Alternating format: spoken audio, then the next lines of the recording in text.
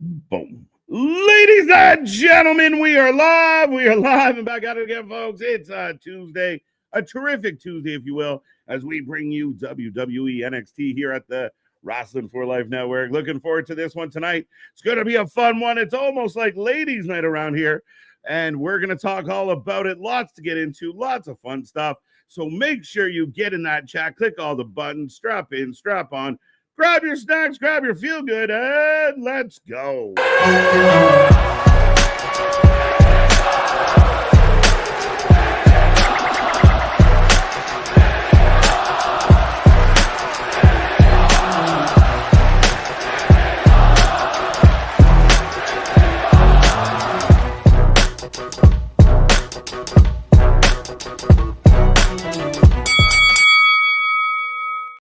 Ding, ding, ding. We are live and back at it again, folks. Like I said, we are the Wrestling for Life Network. This is another live stream, and we are happy to bring you NXT tonight. It's going to be a fun one. Lots to talk about, lots to get into. Eliminators all over the place, and we're going to talk all about that as well. I see that chat filling up. I hope everyone out there is happy, healthy, and safe. You're doing well. Thank you for coming back to the channel that just does watch more live wrestling than anybody else out there. Looking forward to a busy few weeks here at the channel. Lots going on in that summer heat, Nick. It's going to be a good one. And I pre-introed you, so that's pretty cute. But me and this pretty face got you for the next couple hours. If you don't know who we are, you should, because I'm Mr. Every Night KJ White, the Iron Man of YouTube. That is Big Nick. Ladies and gentlemen, boys and girls, children of all ages, the Wrestling for Life Network proudly brings to you its YouTube tag stream champions of the world, the Every Night Delight KJ White. I am Big Nick, and then yes, it's ladies' night. And it feels all right. Oh, what a night. It's very ladies dominant, heavy, pause, all the things tonight on NXT. Of all, like you said, all the Evolution eliminators. We've got Blake Monroe officially signing her NXT contract. I think the only men's match that they announced was a 6-man tag. That's it. You're bang on. Zarya and Izzy should be a very interesting match. Two powerful women. Thea taking on Miss Parker. How you doing, Miss Parker? Gonna be a good one. Lola taking on Lash again. I don't know how this one's gonna go, but the battle of the L's. Who gets the L? We'll find out. And then, of course, Jordan Grace taking on Lola Vice's this match. That is Keelani Jordan. I got it right. There we go. Right? No, I got you with the braids when she's come on. Lola's got the fight attire on and everything like that. She's got the braids. So I got you. This to me is the toughest one to call because Jordan's still in NXT. Still might want to be on Evolution. Does she do it on the main roster? Does she find another way here? What have you? Lola's gotten a bit of a push and everything, a bit of momentum, a bit of a resurgence back now after Worlds Collide. So could she be in line to get a bit more of a push, a bit more of with Stephanie, Julia, Jordan potentially all leaving, that she rises back to the top? Well, yeah, I mean, Lola's interesting. I think in the absence of some of the people that have moved on, you're going to need some good rivalry. You're going to need some top competitors. We kind of think that Jordan's going to get there. So she needs people to compete with. And why not Lola? If Lola can hang, she did well at Worlds Collide. She's been on an upward trajectory, won the Breakouts tournament, cooled off. Can they heat her back up? I mean, it don't take too much to get Lola hot. So should be a good one. Should be a good one. Right. As you mentioned, 6-man tag. We are going to get AJ Francis, Casey Navarro teaming up with Trick, taking on Briggs, Elijah. So TNA is back in the house for sure. And my buddy Yoshi. We better get a Yoshi splash this week. Well, he's just sneaking in the back corner there of Yoshi. Yeah. And I saw AJ Francis put out that this will be his first NXT match since like 2021 or something like that. Crazy. And I mean, it's funny because there's now rumors out there about, does Cedric Alexander sign with TNA? Everyone thought he was a shoe-in for AEW. But again, I think people are kind of not guaranteed to jump from AEW to WWE or WWE to AEW. There's other options out there. There's other paths to get where you want to go.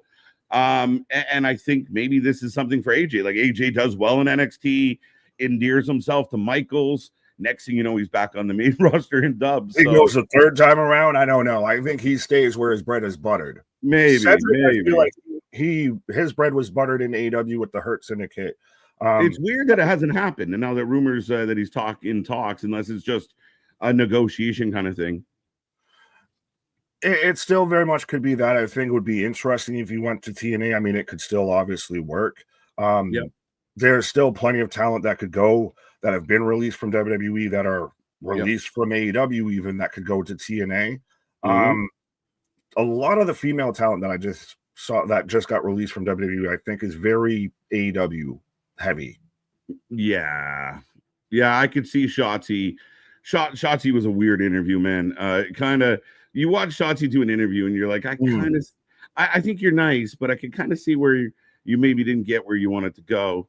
But I could see her, falling on spikes off a ladder for AEW. Yeah. Well, and if Gigi too, if Gigi, actually signs anywhere and everything, she's very much Lundra Black, whatever her name is now and everything, Cora Jade, I think is very AEW feeling. Yeah, she gives me those vibes that she'd take the paycheck, but we'll see. I mean, she might be getting enough of a paycheck from OF. With that being said, folks, welcome again. We see that chat filling up. Wanted to remind everybody our top 3 from last night. Christian takes home the cake, the crown. Damian and Anthony T coming in at 2 and 3. So congrats. I mean, an honorary congrats, a big high five, a virtual high five. Well, Christian, just the past champ now, taking on, top chatter spot and everything like that. Right. David, the leader of the Hopium tribe, he's always got the positive vibes, so makes sense for some of those names.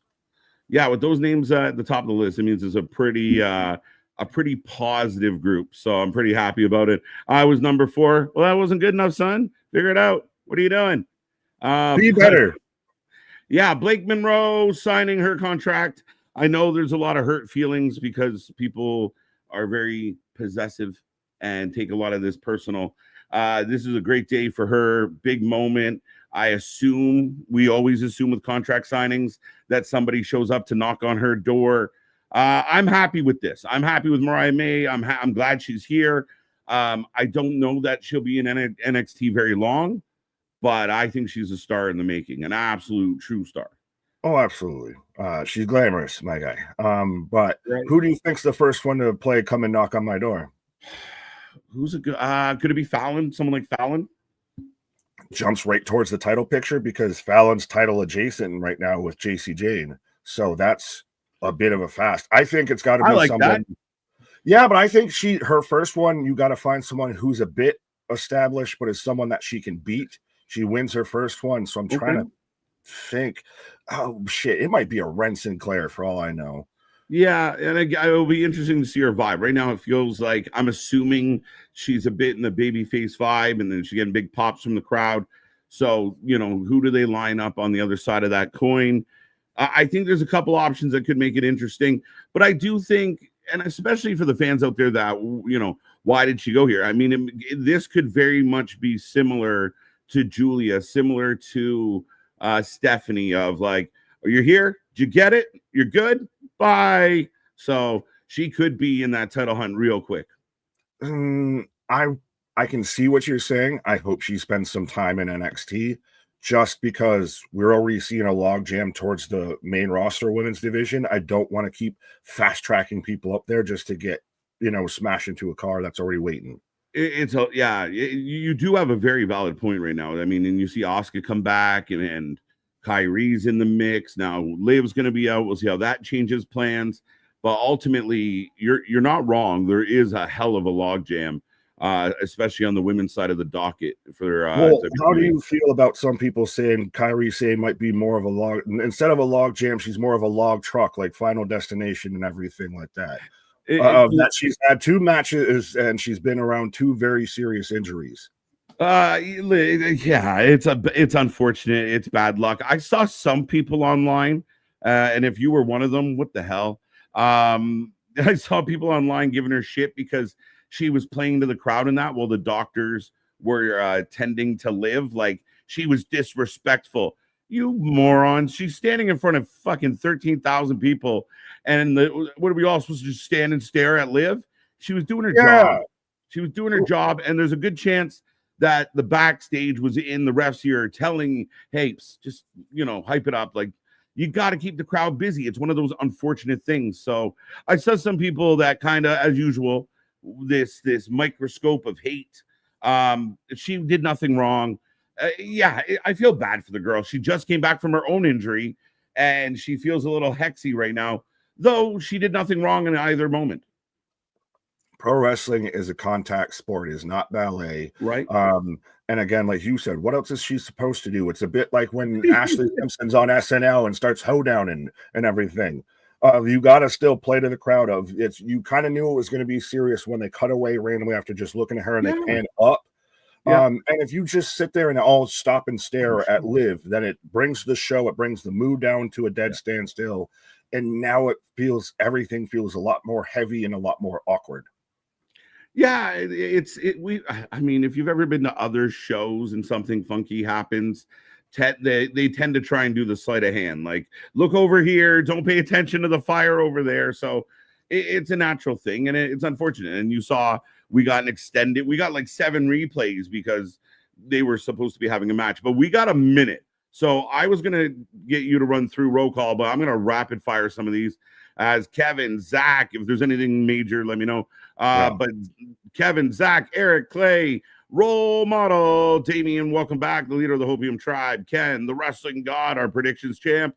Hopefully he's in a good mood today. AD and AZ, let's go. Paul, welcome back. Kevin, welcome back. Sean Reed, always a pleasure. Wesley, MDB, dominant ladies, let's go. Get out the knee pads. It's a knee pad party, folks. Dale, the OG in the house. Welcome back, sir. Cherokee George, always a pleasure. Dennis, Wesley. I think it's another Wesley. We got multiple Wesleys. I like it. Safid, good to see Roman, welcome back. Airborne 82, nice name. How did Joe? No, we'll talk about Joe. He's alive and well. He'll be fine. Puppet KJ back in the house. The iguana better fear me. But I am fearful of more toast, and we're all probably going to talk about that. Kevin, Anthony Thompson, welcome back. Number 3 on the charts last night. Welcome, sir. Kyle, Denisha, Fire Mark, Anthony, got you. I'm getting karma from when she injured. Yeah, like we're gonna have to change Kyrie's name to Karma. Well, and oh god, but yeah, that is such a true thing. We talked about it last night too, and everything of how it is very apropos and very fitting that Rhea goes out with a shoulder injury, and then Liv swoops in and takes Dom. So now Liv goes out with a shoulder injury. Does Roxanne swoop in and take Dom? Well, it was very interesting because as I'm getting the start of the show, we'll see if we're synced up, folks. You can sync up at home, and then I'll answer that question, Nick. But alrighty. I have the Big Bang. I have now. Now, brown cow. You're like a hare. Forever. There we go. Jinx. And ladies and gentlemen, we are together now. Yes. Let's go. Folks, NXT about to kick off. Don't be shy. Don't be quiet. Get in that chat. Click all the buttons. Don't forget the little reaction buttons. They help our algorithm as we kick this one off and go into Twitter. And JC Jane, your champ, who's doing a good job. Right. Well, and I do, speaking of champs, I will say this, though, from MDB. Liv's injury could be a blessing in disguise, but this time they're going to strip the tag titles right. If they're going to keep them, they could just get rid of them. If her prognosis is going to be like up to 16 weeks, if I said like a separated shoulder, 4 to 6, you can we'll see where this goes. Apparently she had a severe dislocation. Don't quote me on that. I'm not a doctor. I wasn't there. I don't play one on TV, but she definitely had, if she's out extended, if she's going to be out 3-4 months, you're going to have to change the titles up. Maybe you just give it to Roxanne, that kind of move of like, here, you can be the champion now because we're friends. Or we'll strip it completely and do something else. My fear is you will get your prophecy will come to reign. If they strip the women's titles, we may never see them again. They go bye-bye. They go bye-bye. Yeah. I could see, like you said, of that to where they could give it to Roxanne, but I'm worried with how much that they've just decimated this division already. They just say bye-bye. Bye-bye. Well, the dilemma they're in is for anyone at home not watching, we have a replay of last week setting up this big eliminators mini tournament thing they're doing. The dilemma outside of the tag titles is I felt like they were setting up Nikki Bella and maybe Brie. You talked about a possible 6-woman match. So there has to be some kind of pivot there. Is it now, like you said, Roxanne? Do you bring in, like, does she buddy up with someone else? How do you play this? So that will be the interesting part because they were already kind of in motion for something. And you know, I'm bummed for Liv because I'm sure she was looking forward to, you know, fighting or being a part of Evolution, right? And she was at the peak. She was getting to the pinnacle. We were talking about her, praising her of just what she did with Nikki Bella. She's coming off of being involved in a movie, and which is why a lot of people thought that the injury might have been kayfabe. They were writing her off, but no, not at all. Not at all. If you can kayfabe that shoulder pop, let me know how. She's not Alexa Bliss. But, yeah, I mean, again, I think it becomes very interesting in that regard. But I mean, I think you've seen it before. Even if she is hurt, she could literally kind of still be around, be a presence, right? Yeah, we'll see. The arm in a sling, arm in a sling. Yeah, the pain in the ass. Right. Well, we are opening the night with Miss Parker. Hi, Miss Parker. And Thea. We got in Austin Creed. We got Xavier Woods out there dressing like goddamn Dave Chappelle being a pimp. Oh, jumpstart. Oh, jumpstart. I will put a poll up anyway, but who's winning tonight? Thea Hale, Miss Parker. Who you taking? Jada has to win this, but yeah, the fucking flying squirrel, the spastic squirrel, of course she's going to jumpstart. Yeah. I try to be the FU wrestling's awesome guy, but between assholes celebrating injuries and cultists acting like the Mud Show discovered Mexico, the community, glad we got the boys. That's why we are the WFU. And I get it. We've talked about it a lot, Nick. If you only went to Twitter or X to get your information, you would think wrestling is horrible. Like there's nothing good going on in wrestling. And as much as I'm critical of one company in particular, maybe more than the other or others, there's a lot of good shit on every night of the week. Every night of the week brings us something. Absolutely. Well, Christ, the big discussion too, as we got Thea diving onto the outside, just all over Jada this whole match. Of NXT's kind of gotten to this point recently that it's been can't miss. You don't know who's going to be popping up. You don't know what big match is going to happen, what title might change hands, what have you. And straight up one-on-one without all the other factors and streamings and blah, blah, blah. 1-to-1. This show every week, but I think one this year has pulled in more views than Wednesday. It's crazy. Right. But they're earning it. Absolutely. And we're out here earning our something strange for a piece of change out here from Spaz with a $14 super chat, which you just read, but I like the amount. Right. Thank you, sir. AD and AZ is taking Jada, hashtag WFU. Boston, what up? Kevin, what up? Chris Arcade, no Carmen or Tatum in this tournament. That's okay. Carmen, I don't love. I think Carmen's got to figure some stuff out. The Adonis stuff didn't help her. I mean, Paxi right now is in a bit of a weird spot as well. Tatum's about to get sacrificed to Mariah. I was thinking of a name, and that's right there. That Tatum's upper guy, an upper talent that'll just take the L. And it fits because she's the spooky goth chick going at glamorous and everything. Maybe it is Carmen. Yeah, the popular girl. One of those fit there. Yeah, the popular girl, the girl with no friends. Yeah, let's go. I like that idea a lot. That's a little bit of money right there. Book that. Book it. Book it, Dano. As I got Jada with a headlock on Thea. This is what you need to do with a woman like Thea that's just all over the place. Slow it down. Slow it down. Thea for the upset. What is the chat saying over here? Parker 68%, Thea 32%. So pretty good favorite in Parker as far as the chat goes. I mean, Thea's always the little underdog. Right. I like MDB's kind of comment here though, and his idea of Well, we should start keeping track of KJ and Big Nick's ratings for shows to see what the most consistent show really is. We did that once upon a time, and surprisingly, Dynamite won out at that time more often than not. Yeah, I think if you go way back in the archive, when we used to do the power rankings every week. We'd kind of keep the scores, use the scores plus personal observation, and do like a top 5 power ranking between.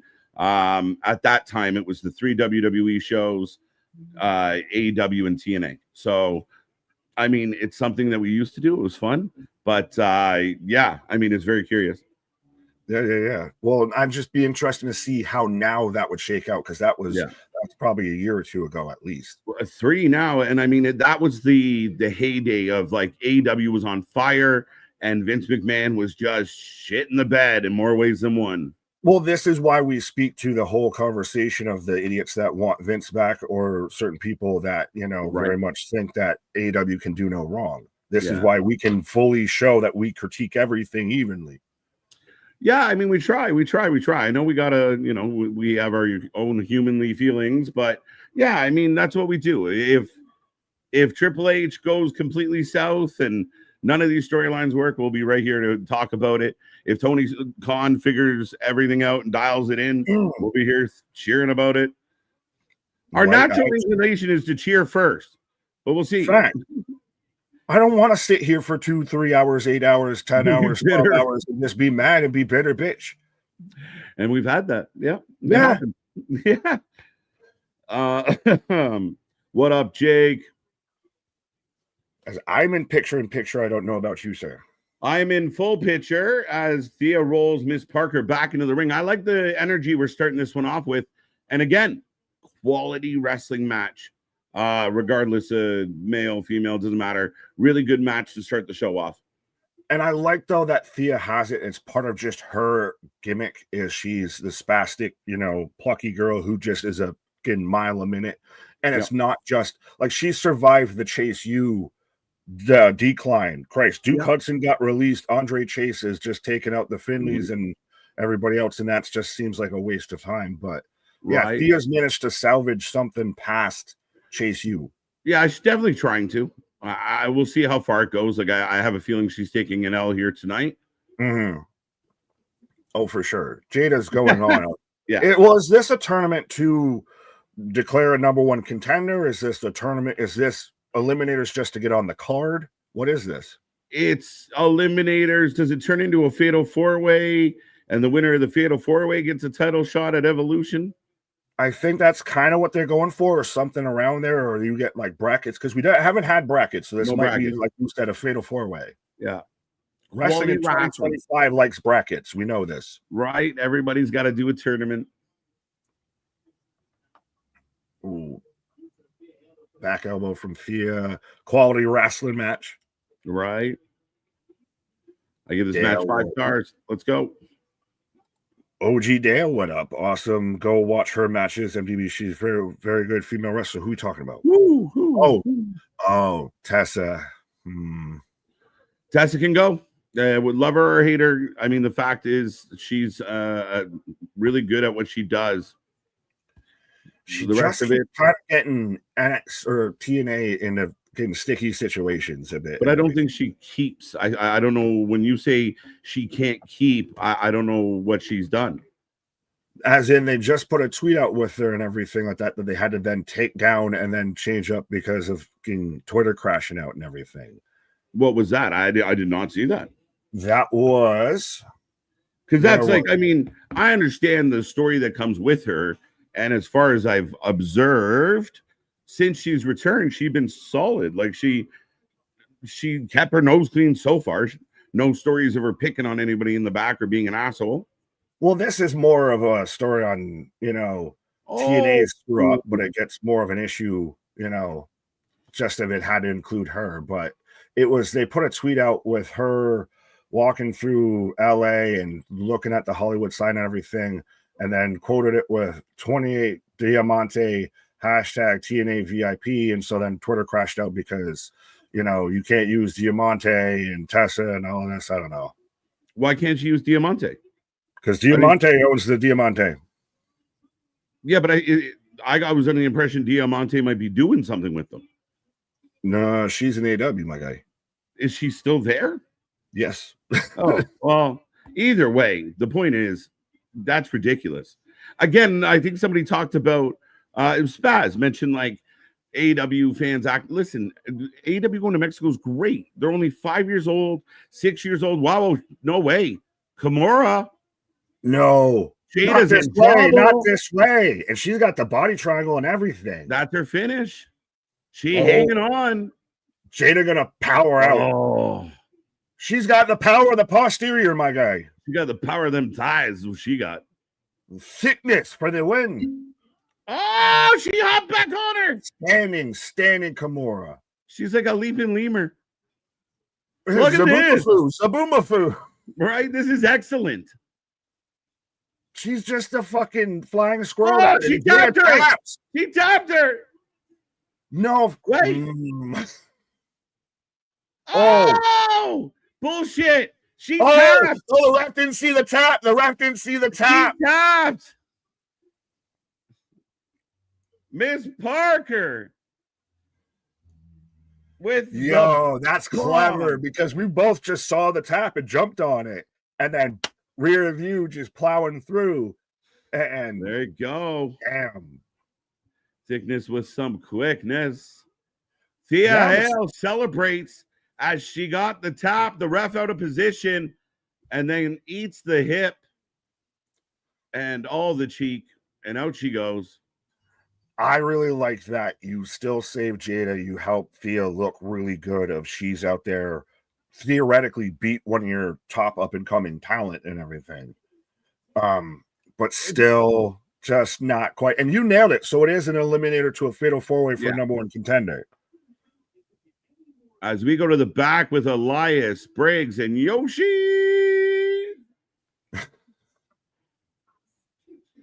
He's the most confused guy. He has half his head shaved, half of his hair spiked the fuck up. Right. He's got cowboy attire on, but just black leather, but still wrestling, martial artsy attire on too as well. What the fuck are we doing?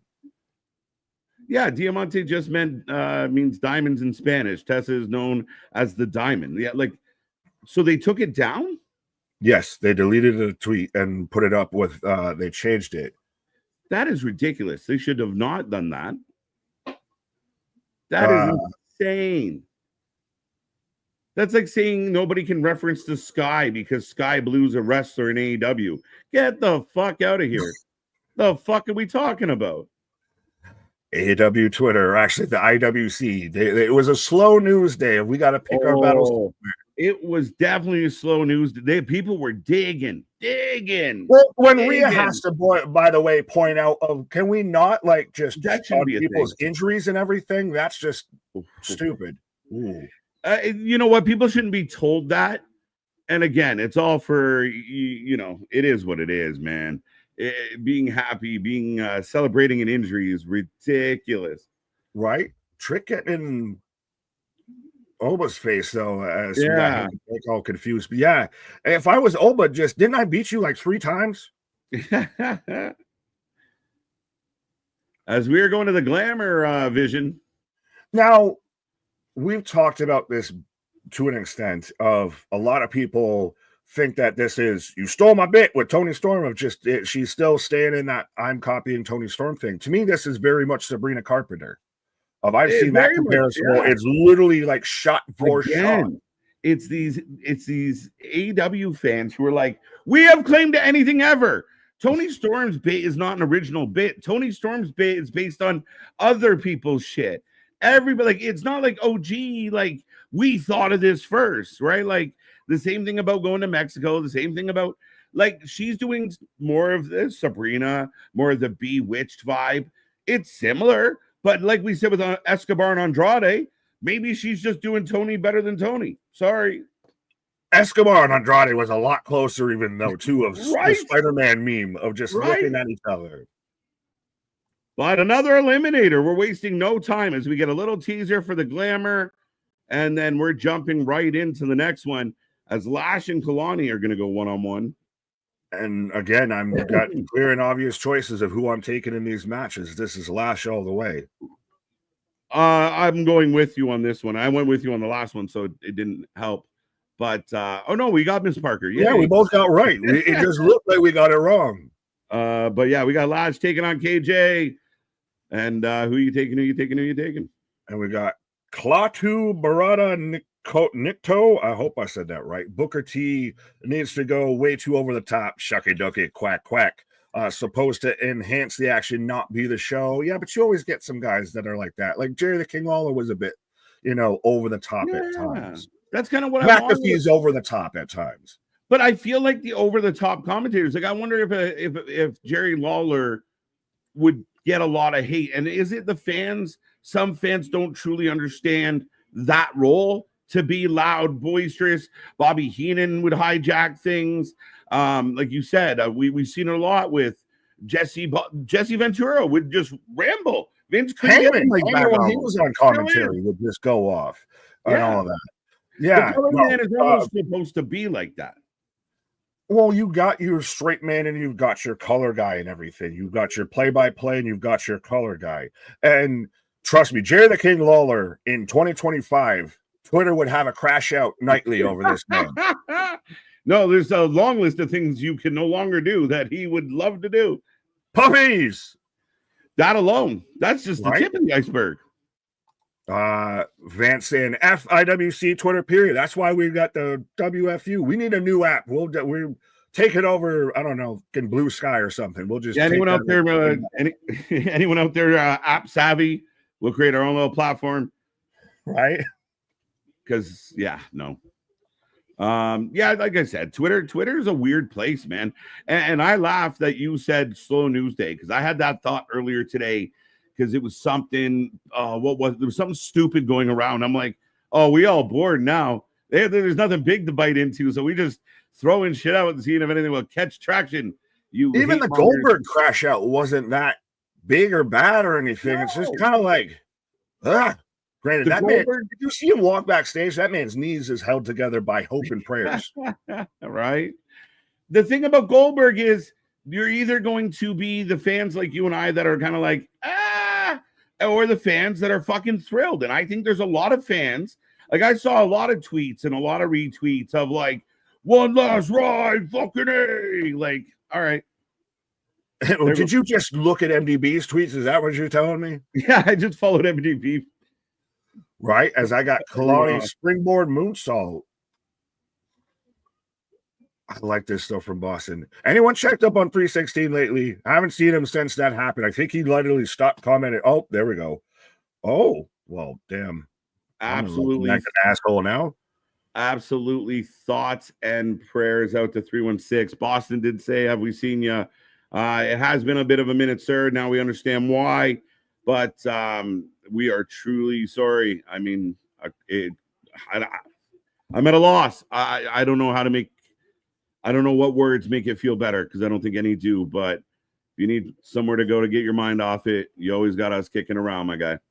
Right, and I am fully aware now that I am an asshole. But yes, I didn't know that. I just feel bad going to that. But yes, no, absolutely. Teasing 16. Yeah, we got you, my guy. Yeah, sorry, man.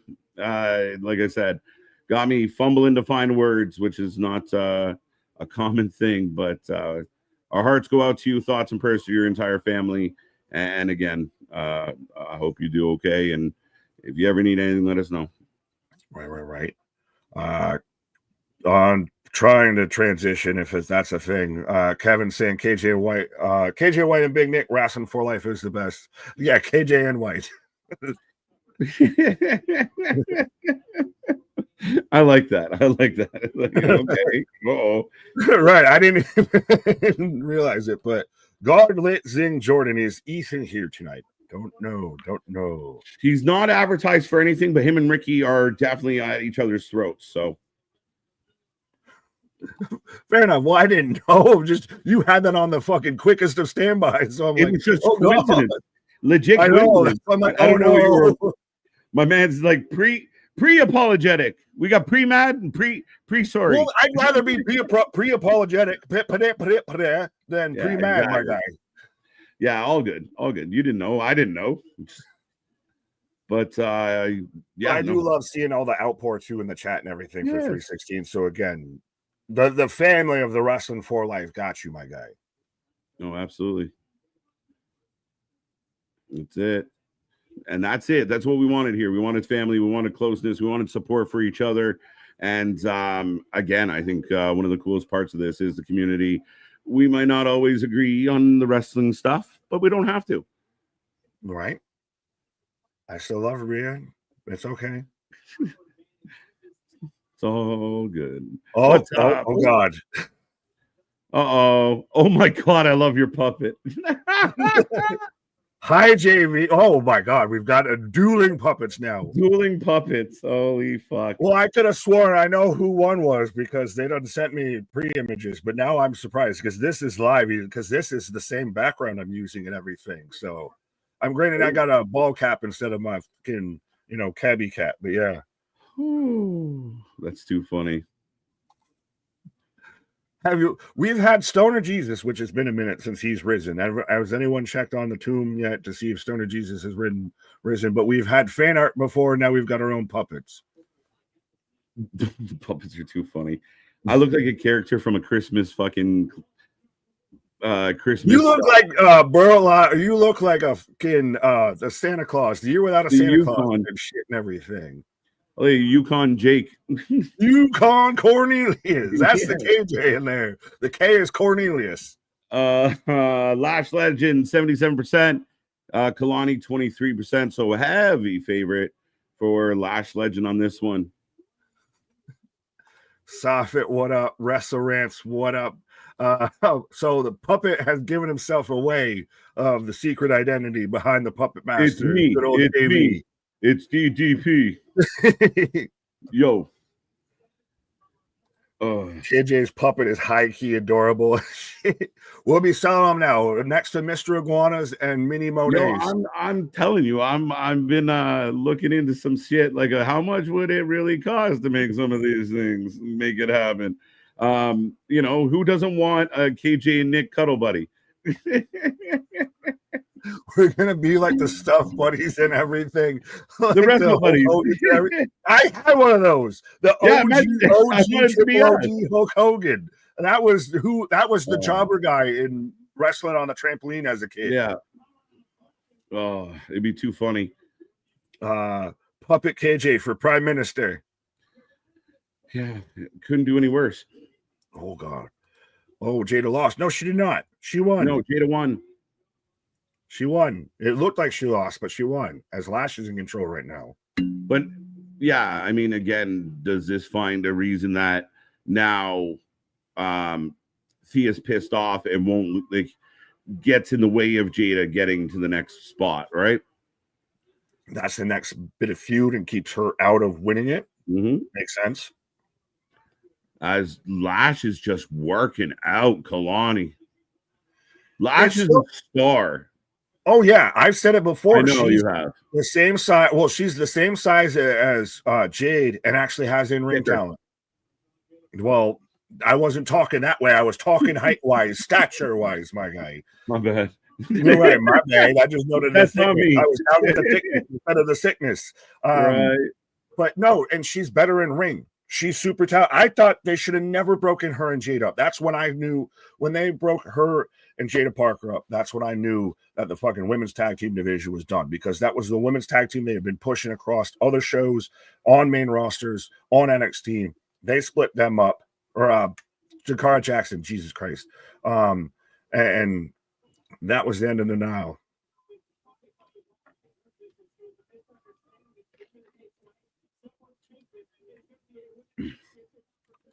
I may have the puppets on order standby. Everyone's clamoring for a puppet Anthony. Listen, it's nothing I ever considered. Keelani down for two as I organize my words. Right. Puppet Anthony would be adorable as well. It's not something I ever mentally prepared to do, of being like that there's a puppet version of me out there now. What does that mean? I never thought that there would be a Christ, now you got me stuttering over puppets and everything. But yeah, I never thought that there would be a market for a cuddle buddy of me. Pause. Battleground Podcast. What up, my guy? What up? Let's go. That's Keelani going to the top, folks. Oh, Lash bounces right back up. And just a good old back smack. Doing back shots on the top rope. But Oh, Keelani switches it into a pin. Two count. Nice reversal.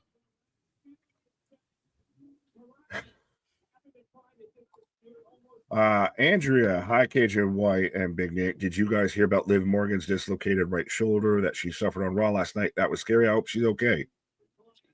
Yeah, I'm sure she'll be fine. It's unfortunate, sucks, but again, it could have been worse. Hopefully, she bounces back pretty quick. But yeah, we talked about it. Bad timing, especially. Not that there's ever good timing, and that's done. She done like dinner. No, that's good timing of when. I don't even know. I'm gonna be a bad fan and not remember what she calls that finisher, but it's I don't know what she calls it. Impressive. It's unique as shit. As she returned herself to her top. That's good stuff. Good stuff. Oh, adjusting. Almost had a Janet moment here. Trick would have been fighting, throwing hands, but Spaz with another $14. For the great people here who follow my content, me and Jake will have the state of wrestling. And I got a special solo pod to tickle your pickle paws, T's and P's to 316. Hope we can all be here for you. Absolutely. And how fitting, too, especially of when we're in June, we're in Men's Mental Health Month. And also on the 29th, we're going to be having a whole stream to where we're talking about men's mental health. So we talk it like we walk it and everything like that.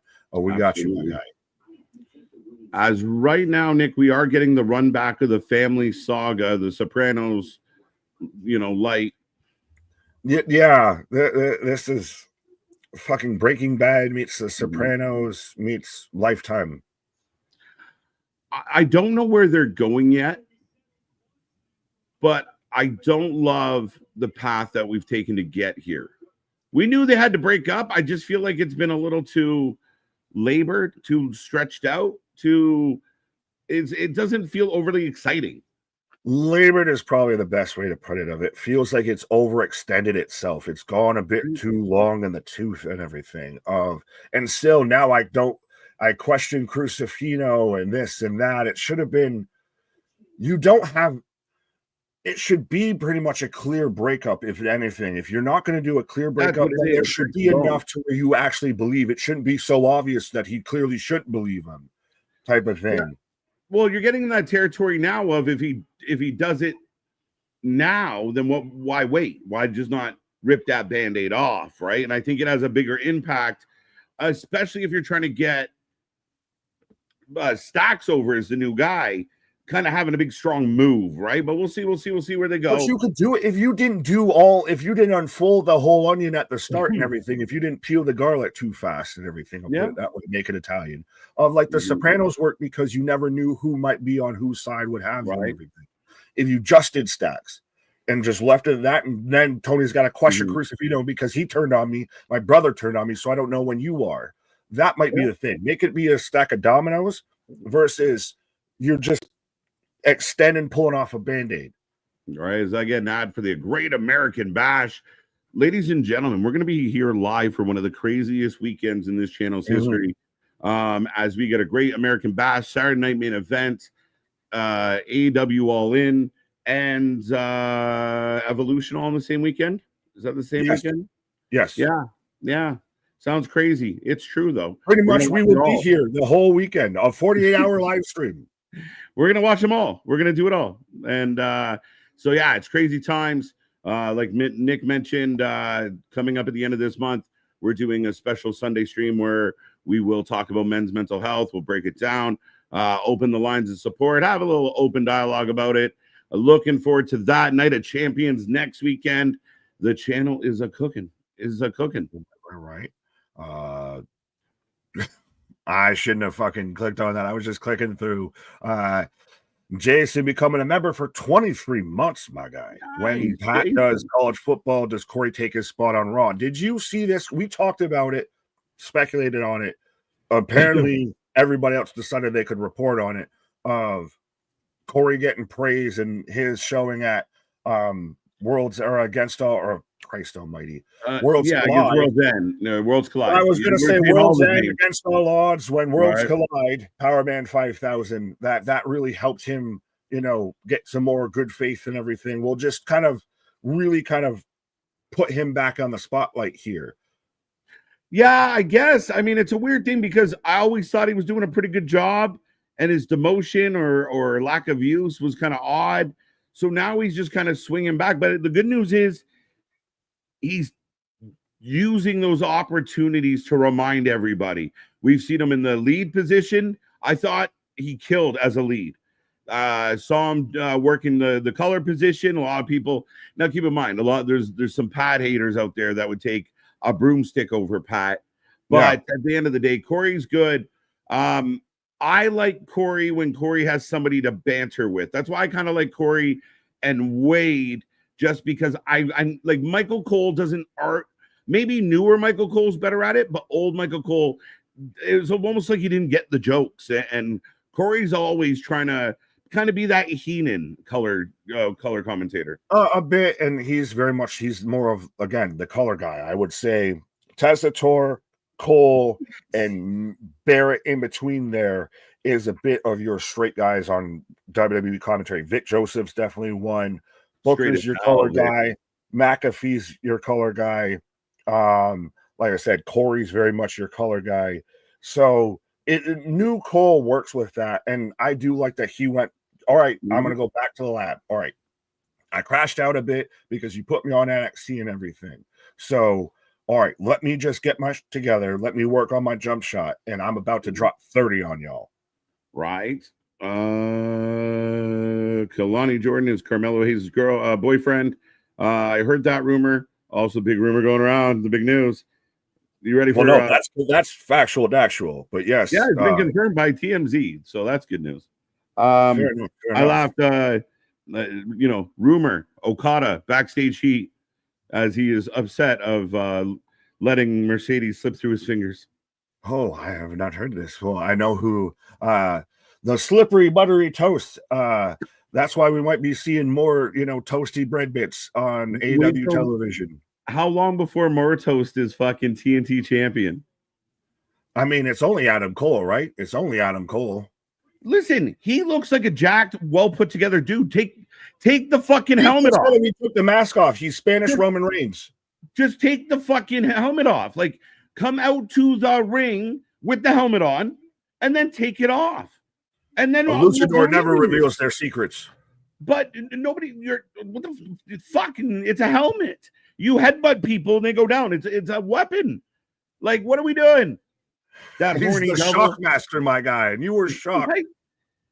I don't get it because it's actually legitimately holding him back. Because for me, he takes that helmet off and all the skills that he has comes to the forefront.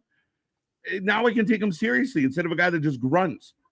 He's a bit of, as I've got Tony cutting a promo, and respectfully, I'm more interested in more toast and Monet than I am about Tony cutting a promo. But oh, sorry, John, I see you. No, I was just seeing John. No, that's all.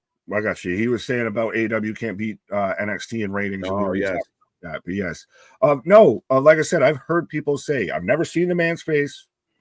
I can't attest to it, but from what I've seen, the peripheral, he's Spanish Roman Reigns. So just let him be that. He could be. It's like when Escobar lost the mask. Now Escobar right now might not be where he's wanting to be, but it's Andrade lost the mask. Right. As here comes Luca to address the accusations. No, I mean, he looked like, we've watched him in multiple companies. We've seen him. He's very athletic. He can fly. He's strong. He's a pretty jacked dude. The only thing we always kind of laugh about because he's a fucking minotaur. Like, all right. Yeah, he's Mantar. He's literally just, he's Lucha Mantar. So I think Now that he's with, and if you want to get him instant heat, have him like take the mask off. Have her take the mask off. Right? Like he takes a knee and in the beast, right? as old as time. Beauty and Longest, the oldest rhyme. Beauty and the Beast. Yeah, I'm definitely spreading the rumor that Okada's upset backstage. That there's heat between Mortos and Okada. Now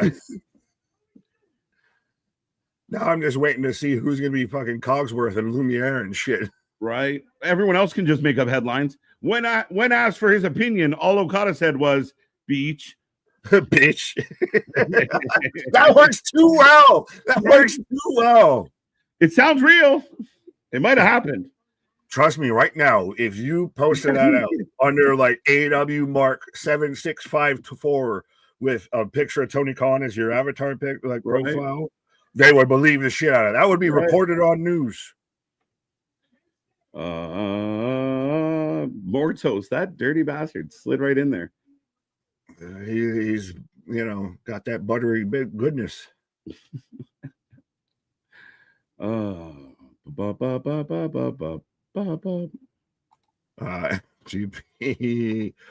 RM Tony D is a very old school wrestling character that I'm surprised has lasted so long. Yeah. Oh, wait a minute. Stacks in the house. Stacks. Oh, he's got it. He took the Goombas. No, he's got the Goombas. Who the fuck are these? Yeah, these are more of the gobbledygoombas. Sakoa School of Attire. Yeah, these are more of the gobbledygoombas. The gobbledygookers. The gobbledygoombas. Yeah, more Putty Patrol. This is Jersey Shore Goombas instead of Tony Soprano Goombas. The aces and eights, and but tell me though that Stacks isn't just.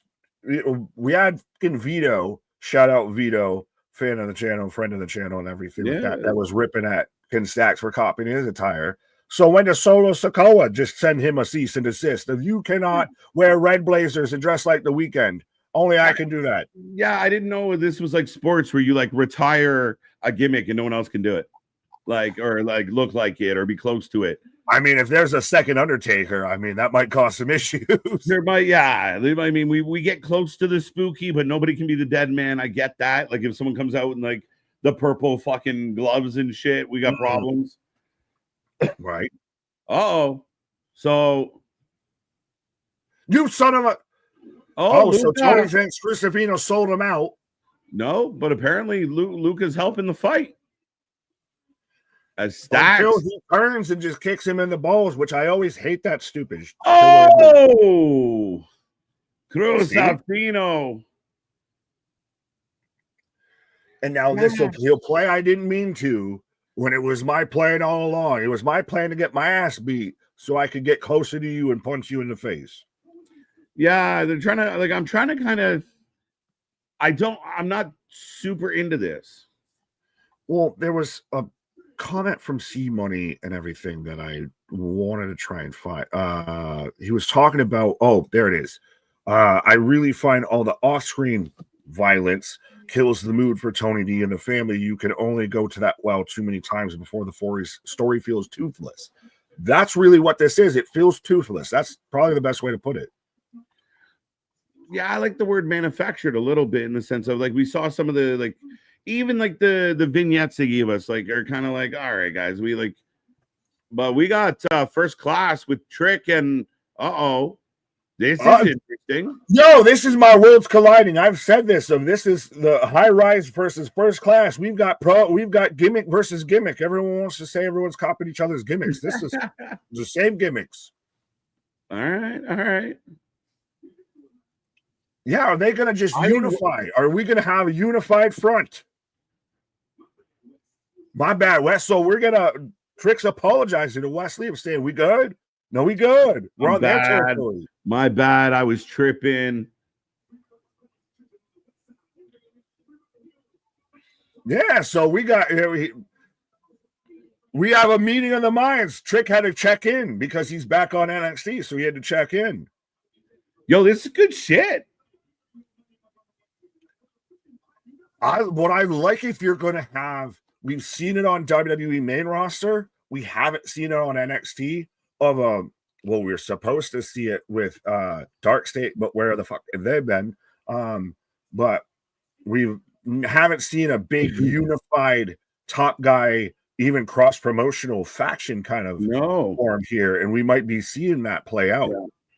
Well, now you set up this whole thing of like this group starts working together to kind of have they got a champ. Do they go after the other champ? And then who can unify against them? To me, I like that a lot.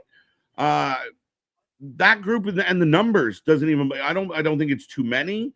Especially it gives Wesley. I was almost like, just put him back with the Rascals because he ain't kind of hitting for me either as like the guy. Like he hasn't done much with High Rise yet. We'll see. Well, they've also been a bit on TNA as well. Sorry. Yeah. So I mean, the trade-off works.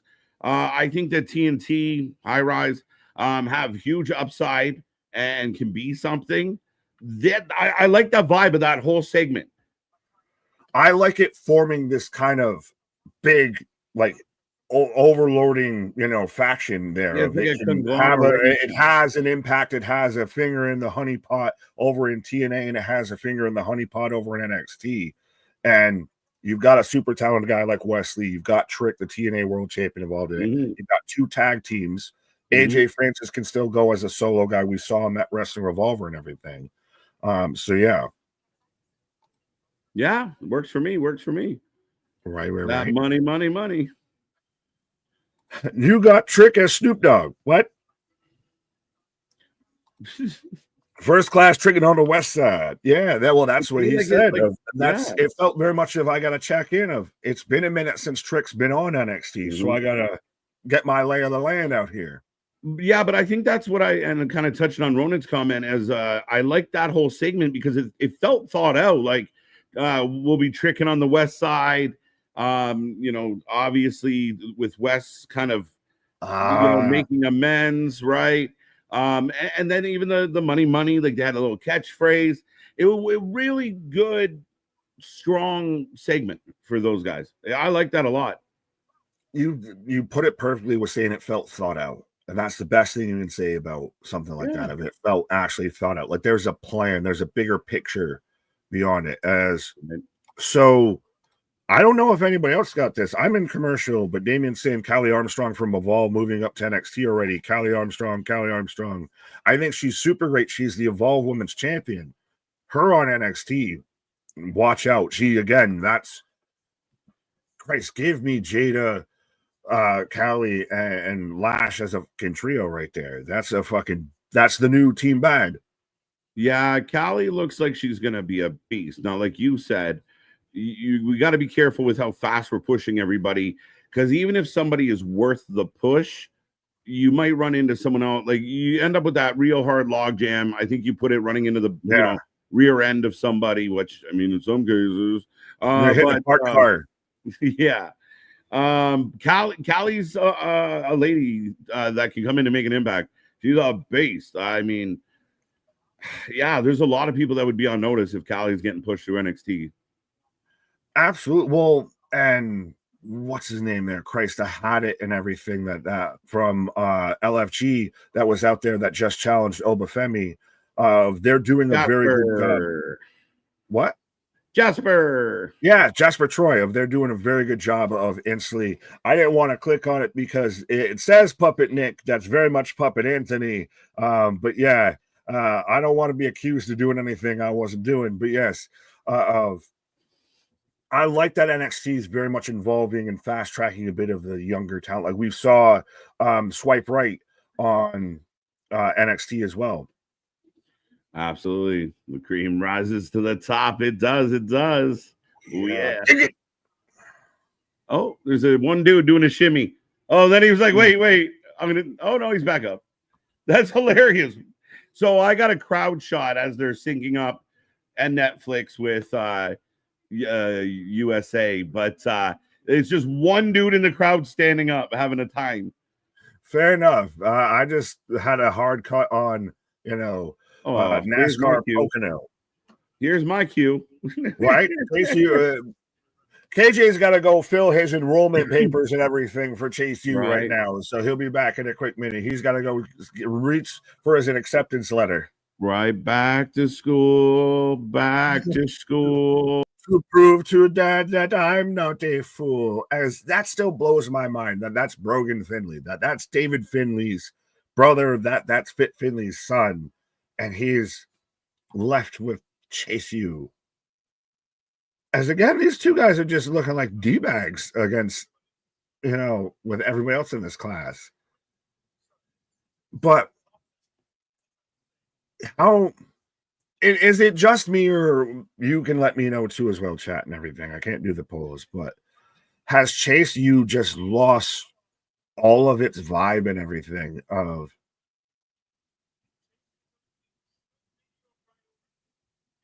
Chase U or Andre Chase out here? Just Chase U should be your priority. Is very much hope. He's going on this kid because he keeps asking questions, but sorry, they got the whole segment going on backstage glass room. But has Chase U just lost its whole vibe? Has it lost every bit of its momentum? Its heart's been kind of ripped out, and they think that just because we use Andre Chase in this, that people are going to care about this. Chase U never had a vibe with me. I've hated it since I've seen them. I think Chase U really had a peak and really got over until they started doing the whole Andre's gambling the fucking university and everything. That's when it was kind of jumping the shark. So Chase U turned into Lost U. Yeah, actually, Anthony, that's so good. That is so good. If you haven't watched, I run into Last Chance U, not Lost U. But side note then, too, if you're already watching NXT on Netflix, if you're watching Raw on Netflix, you haven't watched Last Chance U on Netflix, do it. Someone had a teachable moment, as I'm getting a replay from 3 weeks ago of Ethan Page taking out Ricky Saints. Chase U sucks now big time. It has no vibe. It has no soul of it. I have no purpose, no direction here. And so we're getting scans of Ricky Saints' larynx. Never again, many things I never thought I'd say in pro wrestling, but yeah. So Ethan Page is still hanging out with Jackson Drake, the Evolve Men's Champion, and Speak of the Devils, Swipe Right out here. So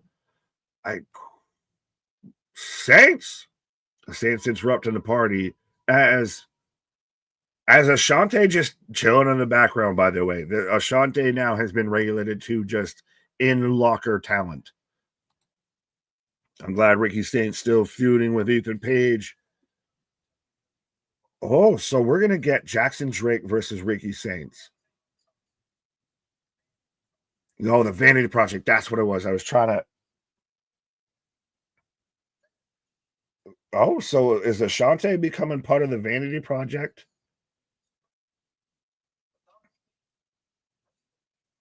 I don't know, but he was dapping him up. But it looks like tonight we might be getting Ashante the Adonis versus Ricky Saints. So it seems like they set up Ricky Saints.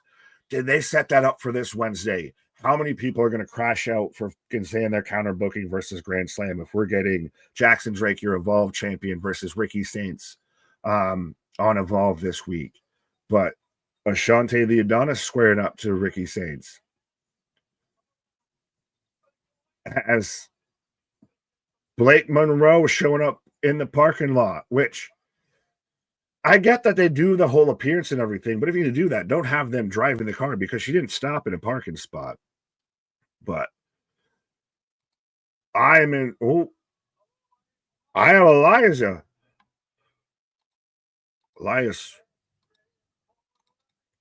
There we go. So we're getting a 6-man tag here. So we're moving at a breakneck pace here. Yes, Elijah coming out, which I was going to halfway talk about it. I'm sure we'll talk about it more when KJ gets back. But for those who don't know, I know Anthony sent in our group chat, Small Bart put it in the Discord as well.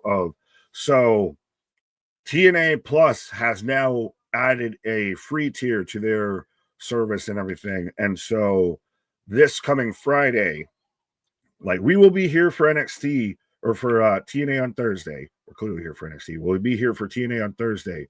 But this Friday, TNA will also have a free live show going on to announce or to kind of celebrate the whole deal. It's also going to be Elijah's birthday, and they're doing a whole celebration with that.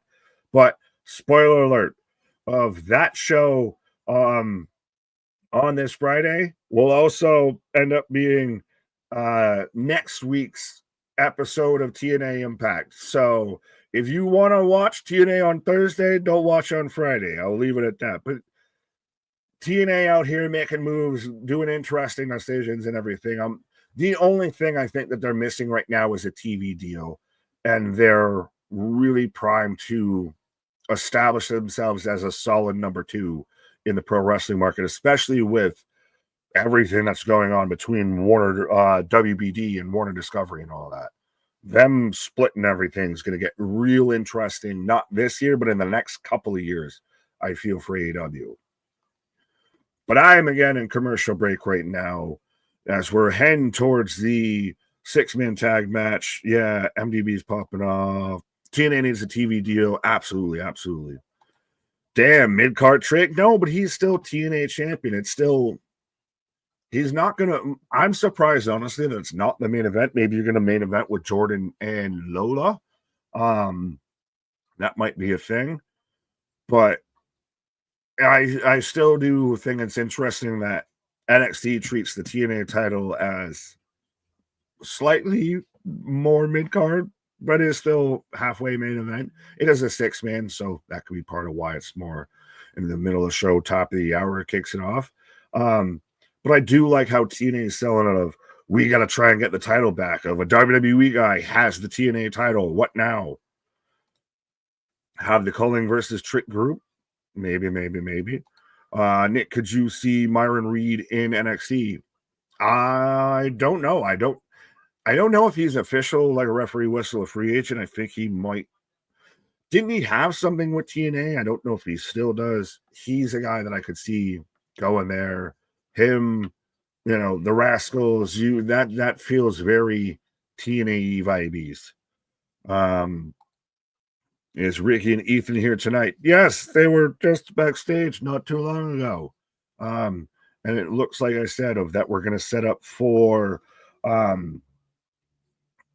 Ricky Saints versus Jackson Drake on Evolve this Wednesday, and we might be getting Ashante the Adonis on Ashante the Adonis versus Ricky Saints tonight. As KJ is over on the Twitch. Yes, we do have the Twitch. We do have the YouTubes, everything. We have the merch stores, all of that. Yes, go and subscribe. Go follow over on the Twitch and everything. Just started it a bit too long ago and everything, and we're ever so close to the first milestone out there of having 100 followers out there on Twitch. Where's Omos? Is he in WWE limbo? No, he recently re-signed a deal of, I don't know if it was because everyone was just too afraid to try and ask that tall man, to tell him he's fired. But he's signed a new, I guess, multi-year deal allegedly with WWE. But yeah, he hasn't been seen since they brought him back from Noah. I know Casey's going to say, or somebody's going to say, he's been on a few house shows, but he hasn't even been on a house show or anything since the start of 2025? Which someone actually, I saw this, it was Ringside News that asked this question, and it's the stupidest fucking question I think I've probably heard recently. Is the lack of WWE house shows the reason for so many injuries and everything?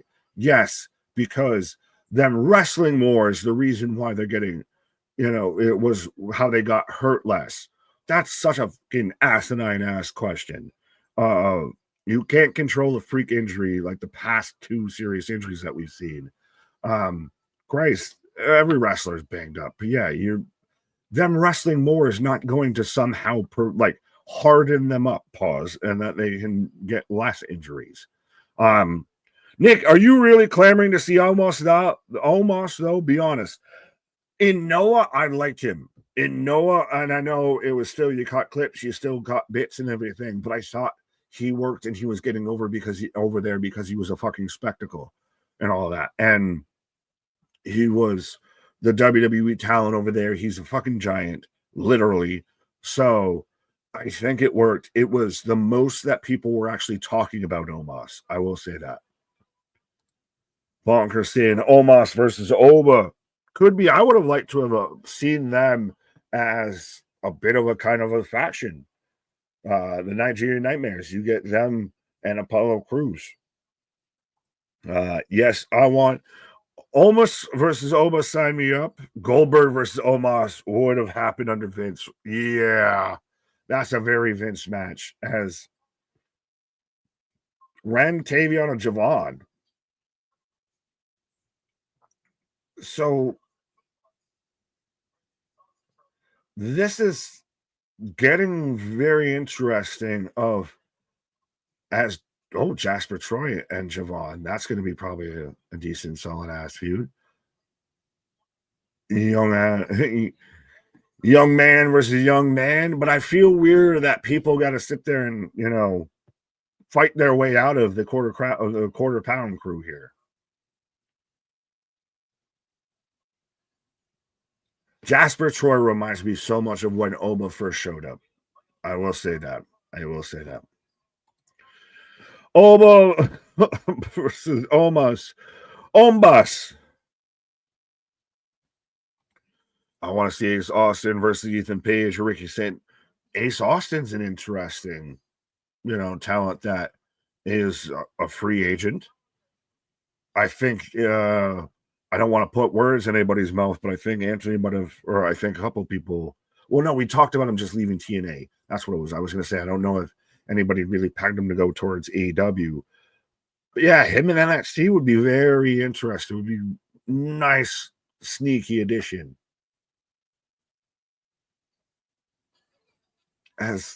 So this whole quarter pound crew is a lot interesting. But when has NXT ever had a red carpet besides this right now?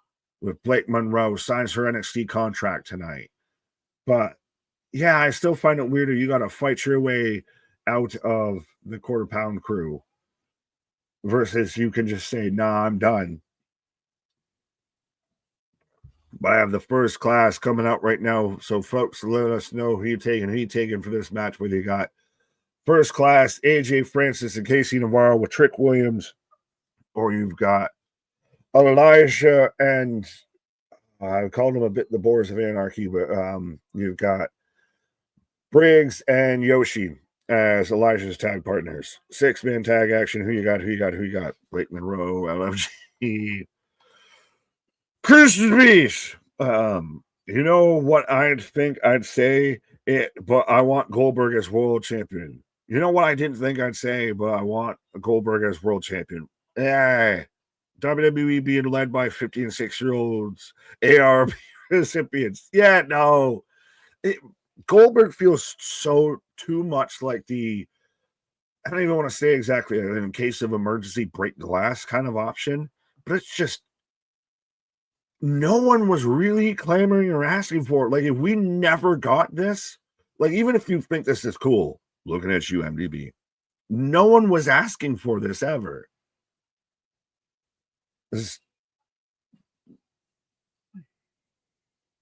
So Wesley is that what I missed earlier with this? So Wesley's filling in for Trick?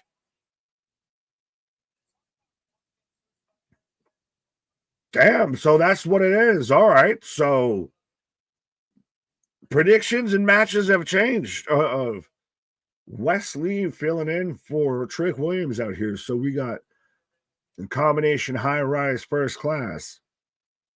Well, I mean, if you're flying first class, you're normally staying in a high-rise, but I don't know. I digress. We want Goldberg. Yes, but MDB, if you never got Goldberg, well, now Trick's come out. So who the fuck's in this goddamn match? Is this a fucking 8-man match now? But if you would have never gotten Trick, or Christ, if you would have never gotten Goldberg, would you have been out there of like salty, like just clamoring for, yeah, you missed that. So then why is Trick out here? That's the thing. This is just insulting. So did it turn into a fucking a 4-man on 3-man. I must have missed it talking, but you wouldn't have been asking for Goldberg unless you if you didn't get Goldberg showing up. That's my point of it. No one was asking for it. They just gave it to you, and you're like, well, fine, I'll fucking take it. Yeah, I would have been disappointed. TJ, really? I haven't seen any out here. Oh my God, we need Goldberg. I've been out here dying on this Karrion Kross hill. I never seen anybody out here dying on a Bill Goldberg hill right now recently. So revisionist history seems great, but I respectfully, I don't know if we didn't get it, that anyone would have been really sad that we didn't get it. I know what people would. Go ahead. You were gonna say? I was gonna say I don't know if you want to come back on not getting things at all. But yeah. No, I was gonna say I know what people would be sad if they didn't get. What? Nah. What? Read my comment, Big Nick. Answer there. All right, I will search through. Oh, searching. Pardon me. No, you're good. I'm trying to find Dale's comment. Hi, how you doing? Wesley filling in for Casey Navarro. Oh, why? I don't know. That, yeah, interessante. Yeah, that's. We talked about how that segment was good and everything. I guess we just missed the whole check it in segment of to where they were actually, well, we're going to include you in this match, what have you. I thought I put a poll up for this match, but I guess I didn't. Fair enough. Fair enough. Interesting. I would indeed be sad if we didn't get KJ, especially Puppet KJ. Puppet KJ's over. Right. But so who you got in this match? I'll take Team Trick and the group. Well, so everyone's instantly assuming that Casey got injured at the TNA tapings. I don't know. I can't confirm or deny. Maybe our TNA insider is out there somewhere and he knows. But yeah, Casey was supposed to be in this match. He's at ringside with TNT. So yeah. So maybe it's nice. It's a minor thing. So I can't go tonight. But yeah. As Elijah showing us some new tricks. This has been the best thing for Trick Williams. He is on another level. He's now a guy that I definitively can visualize in the main roster doing okay. He's really kind of found a groove here. Oh, shit, Elijah. He's found an actual style. He's figured it out in ring. 1, 2, 1.5 count. Well, because he had the personality and everything, so Trick feels like he might have found it in ring. Well, it just feels like, and people talked about it, that like his entrance, his vibe got him over ahead of him, like kind of pushed him to the forefront before he was kind of ready. And I do feel like some of his older promos were a little bit weak. He was still trying to find that groove, and this seems to be the groove, and it's working. And him working with AJ and Casey and Wes, like, this is good. It actually makes me interested in Wesley. I haven't been interested in Wesley in a long time. Well, Wesley up over the top. Does AJ do the dive to show people he can do it? I believe I can fly. And instantly. I love it. You bet you would. You bet you would. When I was on my pause, Elijah off the top. I was going to ask in the chat while I was paused of, does he attempt a tope because of the infamous flop dollar? I've switched to 180 on him, but yeah, I love that he now plays intuitive. I believe I can fly, and then you wish a motherfucker would. Yeah. As I believe we went to commercial for you. Yes. Well, I'm in picture-in-picture. Does Trick feel with him now with all of this? It feels like he's got a faction when Carmelo had Trick. It's very much he's kind of become the new model of Carmelo Hayes when he was him But I don't really feel that way. Ish, yeah. I think he's done a good job of finding him. And that's funny to say that. But yeah, you know what I mean? Like he found himself. Well, unintended, yeah. Right? Like he, instead of just kind of being a byproduct of Carmelo, he feels like unto himself. Right. Well, You're gonna go be unto yourself. No, but I think I might go find myself out here. I might go on a spiritual quest here for a brief minute, but I'll be back. All right, sir. But Nick's gonna go find himself. Trick Williams is in the ring with Briggs, and the show rolls on, folks. I see almost triple digits. Keep it coming. Be a friend. Tell a friend. Let's get over 100 people in this chat tonight. Make sure you hit that like button, as that is climbing up towards triple digits as well, as we are already up at 80. So make sure you hit that like, share, subscribe. Be a part of the family. And Yoshi in the ring. We better get a Yoshi splash. I will ask the chat, if you are listening right now, how do you feel about the presentation of Blake Monroe? How do you feel about Mariah May? How do you feel like, the fake red carpet, the little vignette beforehand, selling it, building it through the night? Her big moment is a coming. How do you feel about this? Are they presenting her well? Do you find it strong? Does she look like, are they doing a good job making the NXT fan base very interested in Mariah May quickly? Blake Monroe, I know.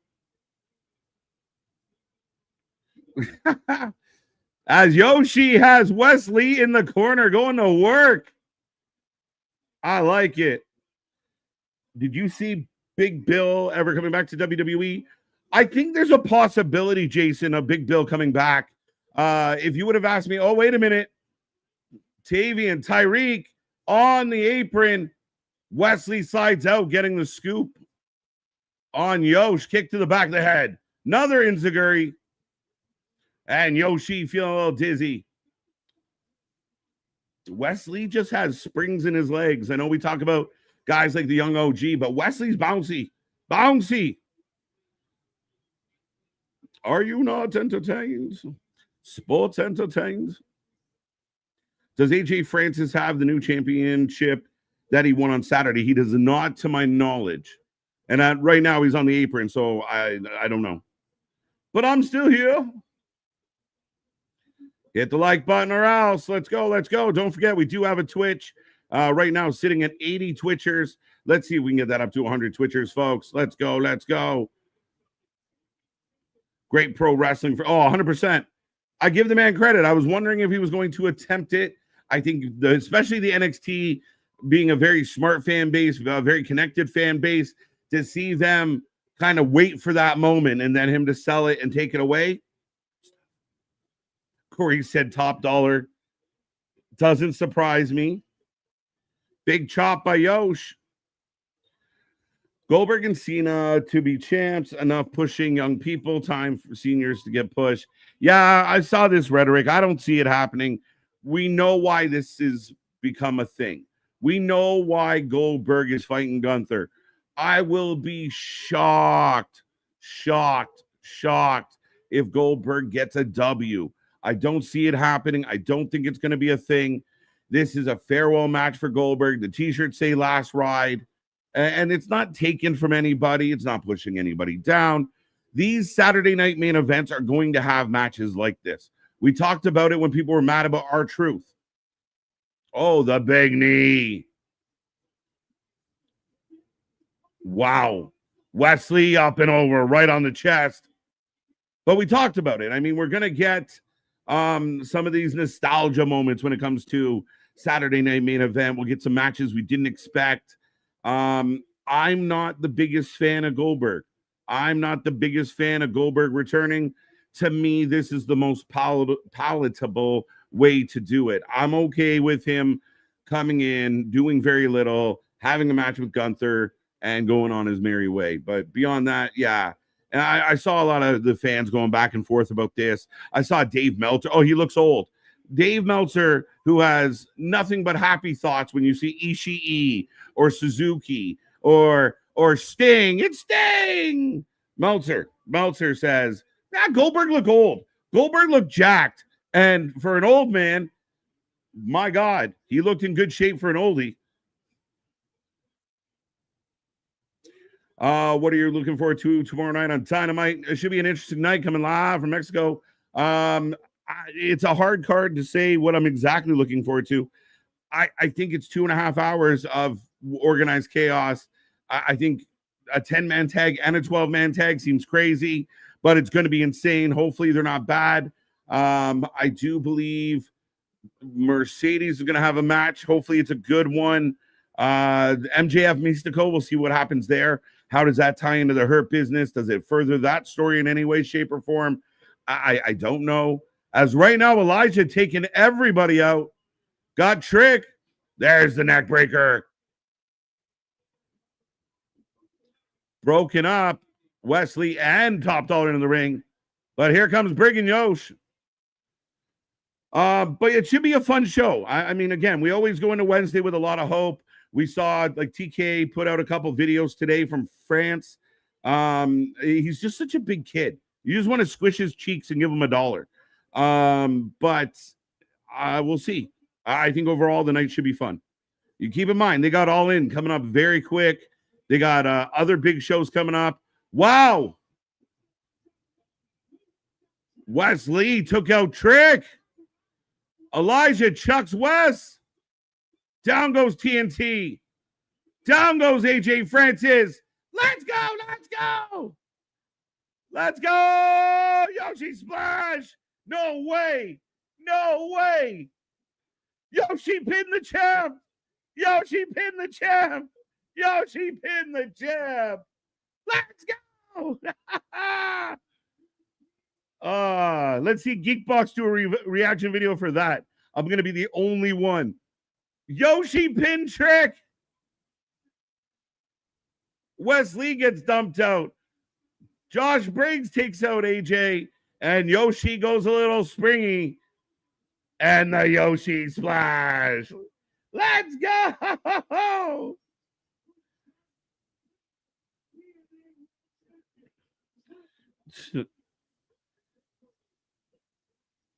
Now we got issues between Trick and First Class with High Rise. There seems to be a little miscommunication. I got Sol Ruka, your women's North American champion. Zarya, who's hoping to get involved. God damn. But holy shit, let's go. Let's go. Yoshi. There's Paxley. Oh, poor Tatum. I feel so bad for Tatum. She came out smiling. No friends. No friends. Hopefully it's a good one. Isn't something we should be saying about a company where the best wrestle. That is a valid statement, MDB. But we start every Wednesday, go into every Wednesday with hope. There's a lot on this card. Again, this is more of an exhibition show. The crossover with CMLL. Yeah, I mean, ultimately, do I think it's like a lot is going to move as far as the kind of the AEW storylines? Not really. Death Riders teaming up with the Bucks, I think, is still terrible. We got Swerve and Ospreay. I think this could be your moment where there's miscommunication. Swerve and Ospreay have their wires crossed, and we are getting Swerve Ospreay at All In. That works for me. But I'm worried that we're going to get Swerve Ospreay versus the Young Bucks instead. To me, that's not great. To me, that's another example of the Young Bucks tacking on to other people who are over. And it makes me nervous. And I know people out there want to try and convince the world that the Bucks are a generational tag team. They're not. They really are not. Zeus is going to take on Mercedes for Zeus's title, not anyone else's. Funny enough, Mercedes doesn't ever really seem to put her titles on the line. Moxley, Cardio, we got that one. The other 10-man, Bandito, Atlantis Jr., Templero, King, Brody King gets thrown into this somehow. Daniel Garcia and Adam Cole. Brody King weighs the equivalent of the rest of his team combined. Versus Hickory Sticko, Fletcher and basically the Callis family with FTR, MJF versus Mystico. So yeah, I mean, there's some stuff to look forward to for sure. It's not a complete. There's exciting stuff in there. The second match, the Don Callis family, there's not much. That's just let everybody go wild and have fun. That's your do match. Do we get Santana here? We have not. So we'll see where Santana stands. As right now we are in a commercial break. I will remind everybody we are back tomorrow for Grand Slam. Looking forward to this one. As I was just talking about the card, and if I could just cue up the right thing, there we go. We are here at 7:45, 2.5 hour special. So AEW had a 4-hour special, a 4-hour special, and now a 2.5 hour special. Next week, I think, is a normal Dynamite. And then the week after will be Dynamite 300, I do believe. So expect a big thing on that one as well. And of course, as we've talked about here on the channel, June 29th, the night after Night of Champions, we will be here, brunch with the boys. I know it's Night of Champions. It's going to be morning, afternoon with the streamers. So it's going to be a good one, folks. We go early for Night of Champions, and then we're back at it the next day. Wrestling with mental health. We're going to have an open forum discussion about men's mental health as we wind down men's mental health month. It's been a big topic on this channel all month long. Shout out to guys like Big Ben who have been on this channel for an interview. We appreciate him a lot. He's out there putting out a daily men's mental health call out to independent wrestlers. If you don't follow Big Ben, go down below and check out the interview. All his information is there. But yeah, we're looking forward to this one. It's near and dear to our hearts. It's close to home, and we're looking forward to it. I know times can be tough. There's ups, there's downs, and if we can find a way as men to support each other, be more open, maybe the burden of the world wouldn't feel so damn bad. But we are getting back to the action, and we do appreciate everyone being here tonight. 99 kicking with us. Let's get that into the triple digits. So close. Be a friend. Tell a friend. Go get one friend. But now I get that crowd shot setting up. Ava in the back with Stevie Turner and Robert Stone. The July 4th. The 4th of July is almost here. Yes, it is. July, a wonderful month. A wonderful month. BWTB, let's go. So Luca's telling Tony D it was an accident. They're in Ava's office. Ava looking all types of latex tonight.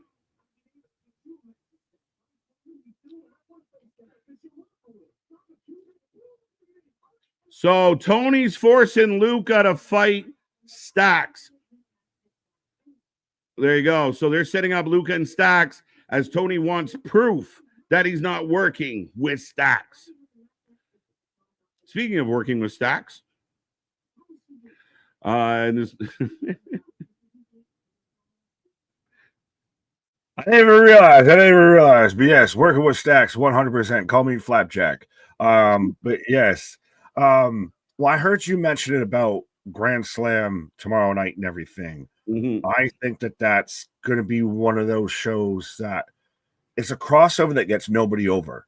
It does neither company a benefit. No, because it's not going to continue any AEW storylines, and it's not going to continue any CMLL storylines. It is an intermission to be an intermission.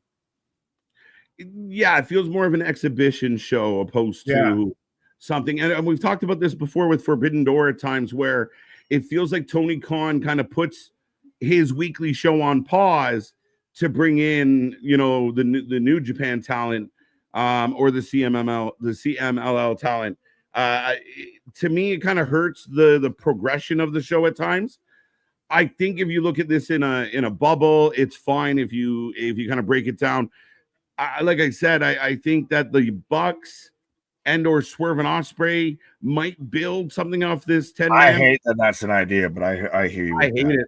That's the thing, yeah. Well, considering I thought Ospreay was going to fight for the world title instead of Paige, now Ospreay going into All In, I think your money match is Ospreay Swerve, but here come the Young Bucks, the EVPs in Tony's back pocket, so they're going to get cushy booking, even though it might hurt the company overall. Should we just start calling the Young Bucks it's not a tumor? I like it. As we're getting Zarya taking on Izzy Dane right now. As you were here last week, I missed the full explanation as to why she took out Nost Malone. But the culling seems like it's trying to be a thing, but can never fully get there. Yeah, they've had a bit of a sputtery moment. We did have Spears surprises and get his hands on the title for a minute, but Izzy's kind of emerging as like the leader. She took out Jensen because Jensen was weak. Jensen showed signs of doubt. So, he wasn't fully dialed into the cause. So out he goes. He had a mullet. He didn't have a mohawk. And this garbage booking I'm talking about every week with Trick, shake my head. He just got pinned by whoever that was. Listen, they set it up well. I don't see that being a problem. Trick's been champ. Trick gets pinned by Yoshi. I saw this. I saw your reaction to everything, and I even said I don't think Mario was even that excited to see Yoshi as you were. But again, it wasn't like Trick just went out there and lost the match to Yoshi. Trick's mad at Wesley. They had a breakdown in a 6-man tag. I think sometimes fans like every win, like you got to win every single match. Like there's a story behind him losing, which is going to lead to other shit. I'm okay with it. Plus, you put Yoshi over, so I'm not going to complain. Right. Well, Scott's gotten people complaining, I guess. Of KJ, you asked us on an AW stream to tell some friends to join us. After they watched Dynamite 2, they no longer wanted to be my friend for suggesting it to them. Oh, really? Not us. I'm saying suggesting Dynamite. Oh, I thought you meant to watch him with us. I was like, no, I think he was saying, I believe he was saying, that'd be really rude to sit there and say it to her face. I mean, I respect it, but I think he was saying of watching Dynamite. Yeah. Dynamite has good moments, but not great shows. Tony is lately, and I know people out there are like, he's on fire. Listen, I'm sorry. I'm really sorry, guys, but he's doing a lot of sleight of hand, a lot of, when you can't really do the job, you just give a lot of, smoke and mirrors. So it's 10-man matches, it's multi-man matches, it's anarchy in the arenas, it's not great booking. The storylines putter. Some of the other storylines just run into each other, don't quite make sense. And like I said, you have a guy come out and cut a Moxley promo on Moxley and then leave. Moxley shows up at the very next segment to have a match with somebody else. What the fuck are we doing? Right. Well, see, and Scott, we got you. Dynamite was the turnoff. You boys are the best. Yeah. And Tony's been out there. He's been doing stuff with mirrors. It's been more snorting instead of smoking and mirrors. But it's been, yeah. And you never know. I found it. You ever randomly for the channel X page, there was just somebody's shit that was like blocked out. And when I clicked, I was like, why is that all grayed out? When you get blocked by somebody, you have no idea who the human being is, never interact with it, just like, oh, I've been there. Yeah. Of just, what the fuck did I do to you? Just existing apparently offended you. I was like, oh, well, one of your friends did I shit on? Sorry about my birth, I guess. But yeah. Right. As I'm in pictures, we've got Zarya and Izzy Dane out here. And you mentioned about Izzy Dane kind of becoming the de facto-ish leader of the culling. Is she kind of rippling, and Sean Spears might be more Copelanding? Maybe a little bit. I think Nico's got a bright future. This guy just can be billed as a psychopath. He does until Wardlow shows up. Put them together. No, they just be fucking, what was it when Brian Adams and them? Chronic, yes. Let's go. But I mean, listen, AEW has its moments. I'm trying to be optimistic about the good stuff. I just think like the MJF stuff starting to frustrate me again. Of you had a really good story. Now it's just silly. Like I don't care anymore. Like you're taking the care out of what is happening with the Hurt Syndicate because MJF joined and now he's going to fight Mystico. I don't care. And they're bringing back American hero MJF for one night only. Which was the worst of times with MJF. We went from him, and I still remember when he's out there next to the pillar and he throws up the devil horns and everything, and it claims that he's going towards the world title. And now he's Sami Zayn. He is Sami Zayn in the Hurt Syndicate, trying to make Bobby Lashley the tribal chief. But it's not as good. No, the imitation never is. Trust me, we've seen it with a couple people that try and imitate us. A couple. Yeah. I kept it polite. I kept it humble brag. But I do like that this is, big enough. And we've still, so what? Your main event tonight, so we've got a half hour left. Your main event's going to be Jordan versus Lola. Yeah. So that's interesting. Your main event is Mariah May, Blake Monroe. That is, and I asked this while you were on your pause. I think they're doing a phenomenal job of selling us on this lady.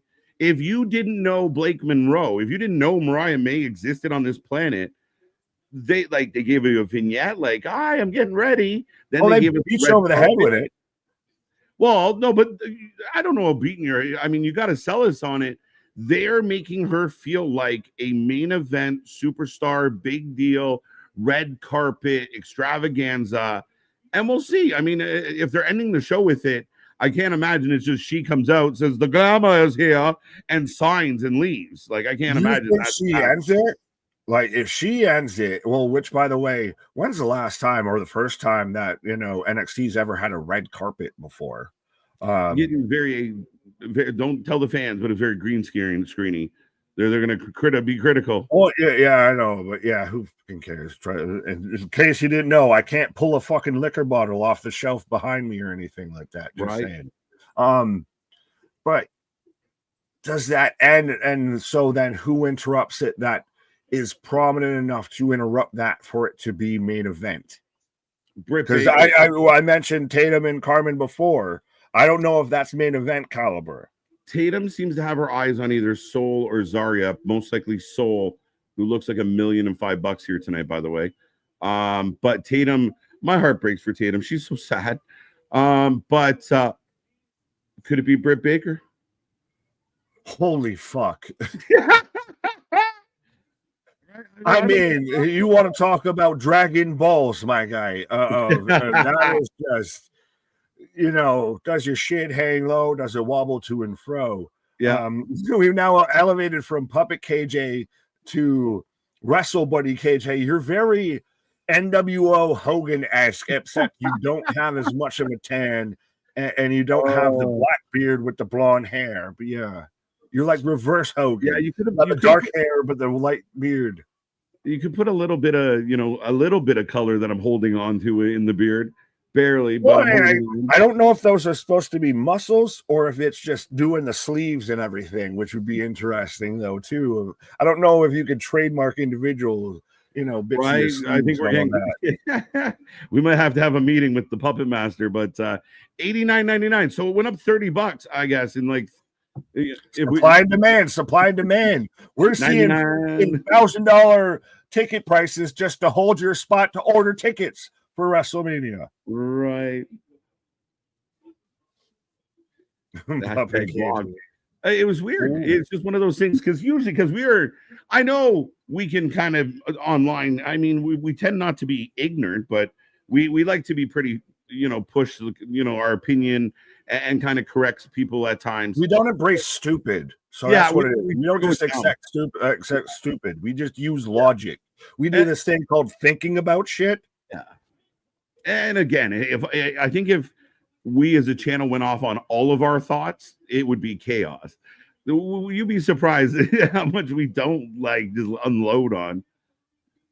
Well, no, I mean, we're nice people. We're nice people. Let's not put it that way. Let's not paint a picture that way. Take my kindness for weakness. Sit down. Be humble. It's literally a complete misunderstanding of the art of pro wrestling as a TV show, but okay, you do you, boo boo. To quote, I don't know what y'all. Holy shit! No fucking way. Dang, gets a big win on Zarya. Tatum causes a bit of chaos at the side of the ring, but yeah, Tatum's out here, so my idea with Tatum, but yeah. DMD. Izzy's there to take the pinfall in that fatal 4-way. I don't know, man. I don't know. Oh, look, Tatum, trying to be friends. She's a hugger. She's a hugger, my guy. Well, consent matters, folks. Right. But yeah, Zarya gets distracted, and people can say whatever they want. They can jump on Twitter and complain. Izzy's getting wins. Yoshi gets an unexpected win. I think NXT, like the pace of tonight's show and the unpredictability of some of the outcomes, this is good shit. I'm enjoying tonight a lot. I'm enjoying it more than I did Monday Night Raw, respectfully. Yeah. Monday Night Raw was, I can't even remember what I gave it. It's seven. Yeah, something like that. Right. Right. I'd like to see Harley Cameron in NXT. Harley needs like an NXT because if you take her natural charisma and energy and then teach her how to do all the little fundamentals, she's money. She is absolute money for your company. But she's the Santino. She's her and Dr. Iguana are a fucking, or Mr. Iguana are a goddamn power couple right now in pro wrestling. She kind of reminds me of the chick from Lay Cool. Layla or Michelle McCool. Kind of like Layla in the sense of that personality. Like she can just run with that personality, right? But can she give us more? Wow, we're not wasting any time, man. Tonight has been just match. Here is all the ladies.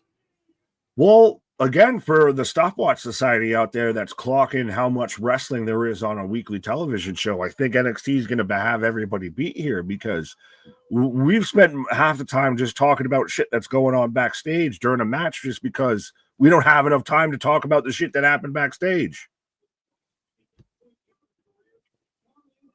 I didn't hear a word you said, sir. Fair enough. Lola will do that to you. You got stuck in the Lola zone. All right, folks. Hey, they got rid of the fucking siren.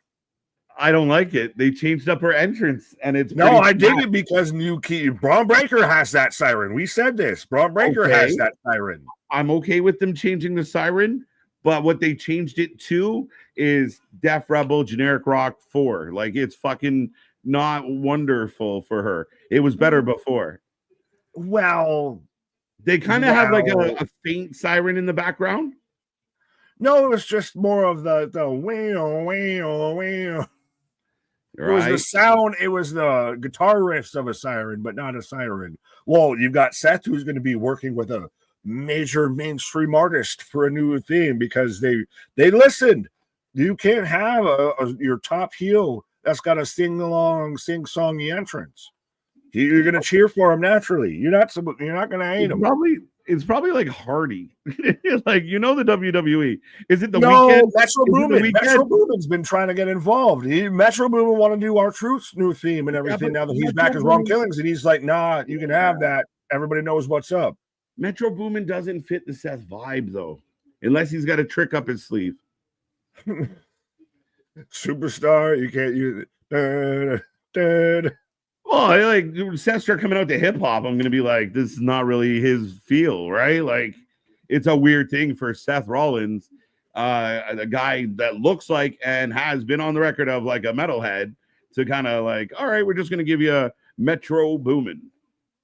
Well, he do like Slipknot. I mean, Slipknot did the NXT theme for a bit and everything. We know Hunter's a metal guy. We got Sum 41 doing AW's theme.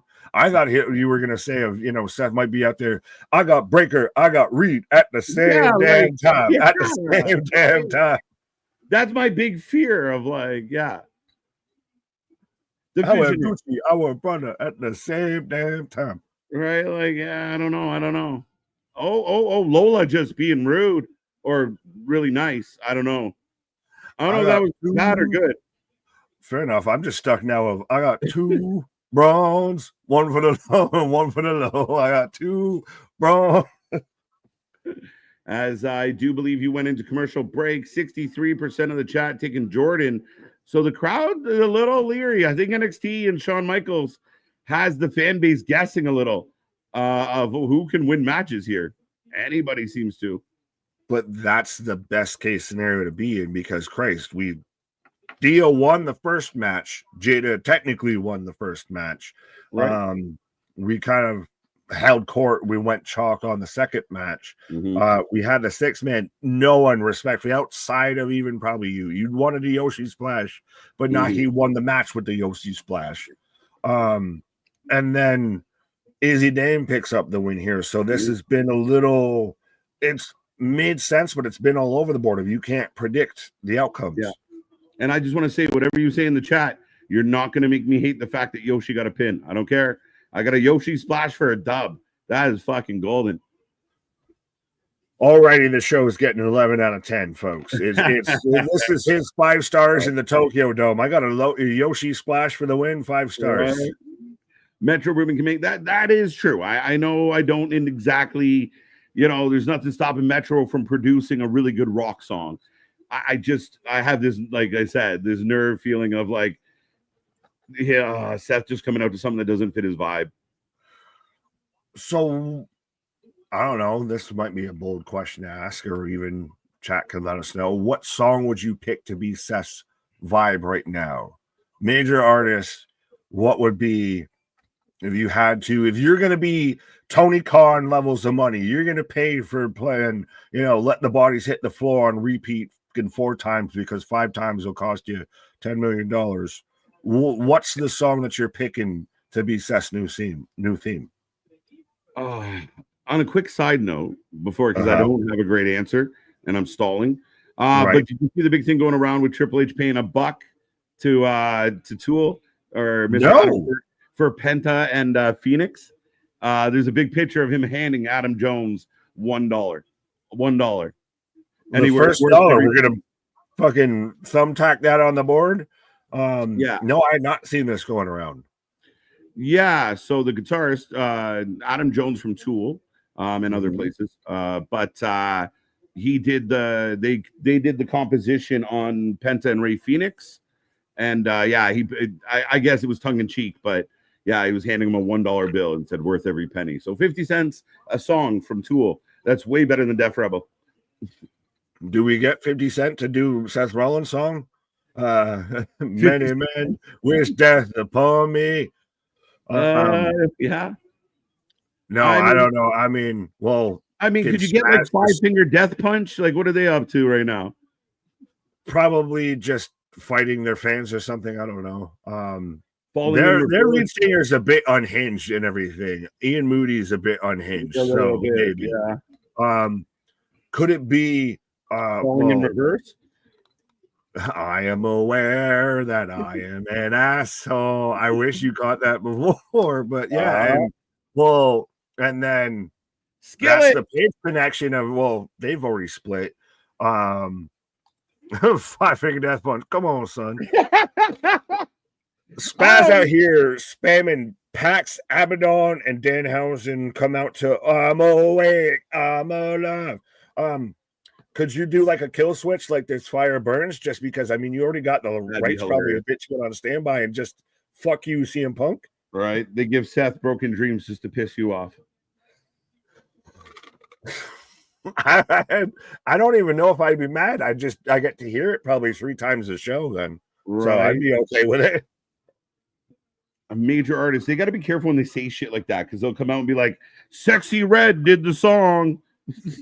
She's major to somebody, just not us. She did, man. Snoop did a song with her, and I didn't even know what to think about. Could you imagine that? It'd be like wobble, wobble, wobble, wobble, wobble, wobble. Just sat out here twerking. Getting MF Doom. Green Day for Seth Rollins.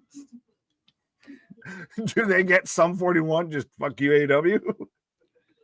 Right. Nicki Minaj has WWE theme song under her belt. Well, the show intros have not been used or noticed ever. What's that? The show theme songs, like he's mentioned Nicki Minaj and everything. Of her, she's part of the. Is it her or Meg Thee Stallion? That's part of the SmackDown intro and everything that I've never heard outside of when they debuted at Powerbomb. There's been a good match, good showing. Lola goes down hard. Kill Switch is not a bad show. I I like Kill Switch. We can go there. The Ace of Spades. The Ace of Spades. Hunter loves him some Motorhead. Yeah, it's a little hard to get them to write an original, though. Well, I mean, you just run back what they got. I mean, it's so hard. It could be anybody. It could be fucking Shine Down, Avenged. I don't fucking know. Where do you think we're gonna go? Because everyone already know. Right. Bullet could be. I mean, it could be anybody. But to me, it's got to be in that vein. They go, well, it's gonna be very metal. A, it's Seth Rollins. B, it's Hunter. But you said Bullet, and I was starting to think of non-point of Bullet with a name on it. Bullet with a name. They're coming by me here soon, so I might see them live. Man, one of the best bands I've ever seen live, honestly. Really? Yeah, they're great. I love them. Keep it a buck. I don't know many of their songs besides that one. Their rendition of In the Air Tonight, especially live, like when they go hard and all of a sudden everything goes quiet. It's so good. Oh! 1, 2, 2 count. Fozzy. Nobody wants to hear music by Fozzy. Not even Fozzy. Waka, waka. Could you imagine they change? Oh, I become you are beautiful on the inside. What a move. What a move by Jordan. By the way, if anybody wants to watch a really good fucking wrestling match, it's over. 1, 2, 3. Yeah, the little package driver there. What an end to that match. What a pace. Definitive. See, that's the thing is you had some of the other matches tonight that went in your 15s, went in your 20s, and were back and forth, had your commercial breaks in between. That was a breakneck pace. We're fucking hell for leather here. Yeah. I'm down with that. That was a hell. I know we got sidetracked with the music talk, but yeah, I mean, ultimately a really good match. And that's the thing is, even though Lola lost clean, it still was a really good showing for her. It really helped reestablish her. I think she's a smoldering volcano on NXT. Yeah. My two thoughts is you run through that match looking clean.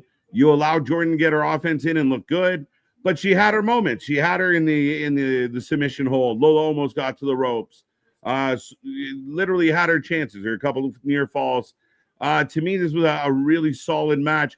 I think we've had 4 really good matches tonight. Like, I got no complaints. Says, we're getting the replay of Thea getting bad referee. Stevie Wonder referee in the first match. Oh, no, like you said, he was out of position. But now that we've got, the Fatal 4-Way next week of Jordan Grace, Lash, Jada, and Izzy Dame. If Lola was in there, I thought it would have been super wide open. Now that Jordan's in there, Jordan's winning, and Jordan's winning the title at Great American Bash. Yeah, I think that's the moment. We've been kind of waiting for Jordan to get her moment, but they're giving us a replay of all 4 matches. I think this is kind of a nice touch. And yeah, Zarya gets distracted. So does somehow Tatum cause an issue between Zarya and Soul? Do you do Zarya Soul at Great American Bash? I like that a lot. Interessante. Stacked roster, my guy. Stacked roster. Well, this is why I've said much a la why you don't need a Goldberg to come back, why you don't need a Nikki Bella to come back, because you have enough talent already there. Yeah. I can't justify when you see half a dozen people tweet out about, well, this person's not getting booked, that person's not getting booked, and then try and praise Nikki Bella showing up. Yeah, I mean, yeah, it's funny. It's kind of funny, and I think I said it was when you were on your pause of like watching Meltzer talk about Goldberg looking old and stuff. Meanwhile, this guy, well, that's pot meat kettle, but I digress. Yeah, hypocrisy. But yeah, Zarya's giving Tatum shit, but Izzy's getting in Tatum's ear. Oh, yeah, she is just like, I have a friend. I have a friend. Good. So you said it. Oh, so this is going to be the main event of the evening. And people can say whatever they want about the Toni Storm comparison and da-da-da-da-da. Is it one of those things where, like, you kind of fucked up with a good girl, and now she's off with a better dude, and you're feeling kind of bad because you're jealous. But now you're watching what you really could have had with her. Is it a bit of FOMO? Bitch got the same haircut. She wearing the same makeup and everything. Right. Which I bought them shoes. Like, yeah, Right. it's a little Looking bit good. like that of because we even said Mhm. I saw it, and I'm sure you've seen it. The chat's probably seen it. If not, Mhm. I'm sure it's in our Discord and everything. Join that. Yeah. We have 500 people over there too as well. But it's very much Sabrina Carpenter has been the literally shot for shot comparable of like part of her video was exactly what they did. It reminds me very much of the Tiffany Stratton, even the Ash by Elegance. Like I give you that they're all in that same sphere, but it's all very. It's not clearly just we just copied Tony Storm just because that's what she's doing in AEW. Do you remember Liv did it? Tennille Dashwood did it. They've all had this like bubble bath girl fucking, like we've been down this road. Again, NXT, is developing some talent. You are going to get some similarities. This idea that somehow in the short, like the AEW fans seem to forget at times, and this isn't shade, this isn't hate. You were new, you were young. 90% of what Tony is doing is based on the shit he watched when he was growing up. He's admitted that, like he was inspired by New Japan. We had an ambulance match at Double or Nothing just because the first time he went to an ECW show, they had an ambulance match. Yeah, 100%. So you look at that. I mean, there are, again, the double standards, people getting mad about like, Rusev's just Miro. We know, but he was also Rusev before being Miro. They forget sometimes, and like I said, it's not an insult, it's just a fact of life. They're only 5-6 years old. They haven't really established a history of like, this is ours. Like, you can't go to Mexico and be like, oh, I can't believe other companies are going to Mexico. So be it. I mean, you aren't the first. They weren't the first. You're not Christopher Columbus on this shit. Yeah. Actually, you're more like Christopher Columbus, and I'm saying that as an Italian American. Yeah. Pretending you found some shit that you didn't find. Exactly. But yeah, it's really you take the good, you take the bad. There you go. You got the facts of life. And what is the term? Is it cognitive dissonance, or what is the exact term of to where human beings have an innate nature to look for patterns and build patterns together that aren't there. And I feel like that's IWC has mastered that fucking act. Literally, how can I make connections that aren't actually connected, but it will fit what my desired outcome? So I will make the connections. I will make the cognitive leaps to reach my outcome. Because that's this whole, like, this is a case of it. We've seen multiple cases of it, of just you're reaching for something to be mad about. Like you're creating a situation that doesn't exist. Yeah, I mean, it's got that patternicity vibe to it where, like you said, there's this, like, they'll create the pattern, but they do it to their own. And I think we've called it goalpost moving for a long time of, and I've cautioned a lot of the wrestling fans of, when you want to start throwing stones, and I think you try and be selective in what fights you pick, because if you're championing, if for whatever reason you've decided that only one company there can only be one, then if you're going to throw dirt on the other one. We're hyping up the Heritage Cup as we're pivoting here, but yes, those who throw stones shouldn't sink ships. But yes. Yeah, but becomes the problem of, like, you can't have it always. And if you are gonna, like, this whole thing with Goldberg being 60, coming back for a match, okay, is that the end of the world? No. Is it my favorite? No. But at the end of the day, you can't shit on Goldberg if you sat and cheered for fucking Sting for 2 years. Yeah, but no, they gave Sting a proper send off, right? But I do. That's like all this is. Anyways, Op A 3-way. I don't know. You're closer to Minnesota A than I am, so can you decipher the name here? But yeah, that might be false equivalence, Nick. I might be a little off, but no. And I think that that's very much a thing that IWC and very much fan bases do, especially in IWC, though. Of I have a desired outcome. So what mental bridges do I have to gap here to get to there, whether logical or phallical or fallacy? But that what lies do I have to tell myself to get there to make this shit connect? Yeah, like I said, it's got a real patternicity to it.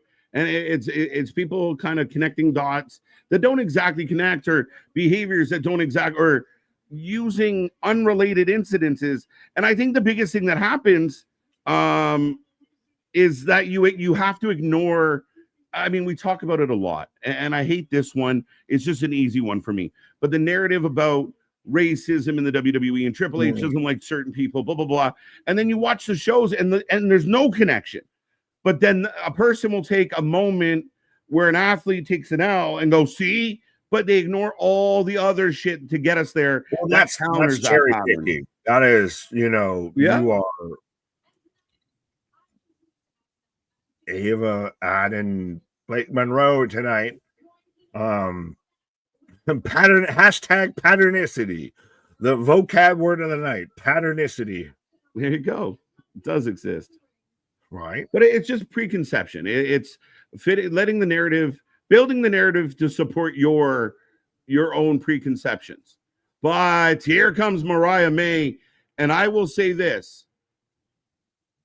They used Mariah May well. She won a championship, but she always felt second or third rate to Tony, to Mercedes.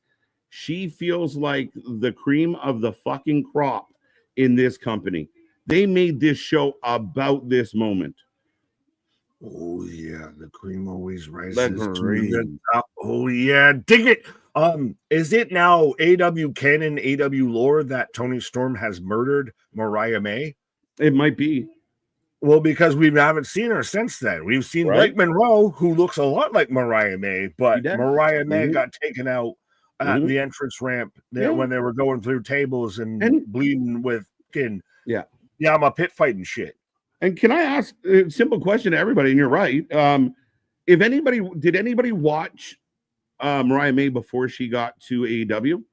Was her character that different than what we saw on AEW and what we are now seeing on NXT? I watched her. I thought this very much on brand. Right. What is this theme? It is generic elegance number 7. Generic elegance. Well, that's a fucking outlier that a lot of people are bringing up. This is still close to Ash by Elegance. I'm waiting for Consigliere. I'm waiting for when Carmella had Reggie, the sommelier. So any movie star-ish blonde that comes on from now to the end of time, copy Tony Storm, because Tony Storm was the first. They own the starlet gimmick. Yeah, right.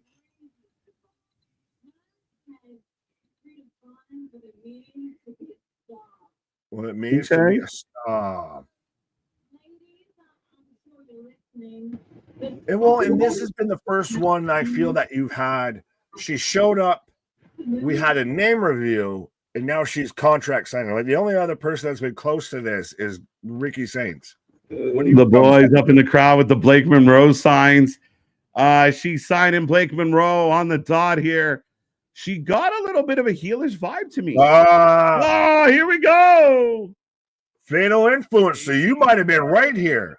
Yeah. You can't sell her like this and then put her down in the bottom. I didn't expect she was going to be the main event, but I'll give you that. Yeah.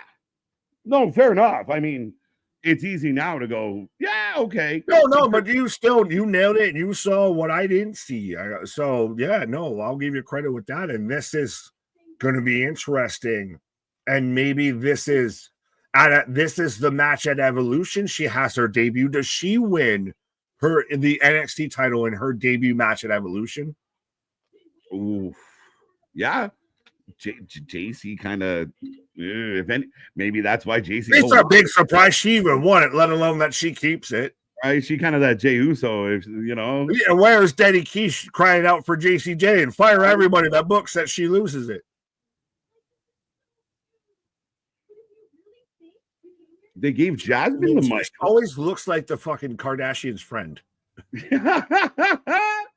Mariah May is way bigger than all these women. or she just got really big heels. She's huge. Or both. But yeah, no, it feels like the reverse when you expect her in like AEW if she looked small and demure and everything. And here she's glamorous on. Oh, yeah.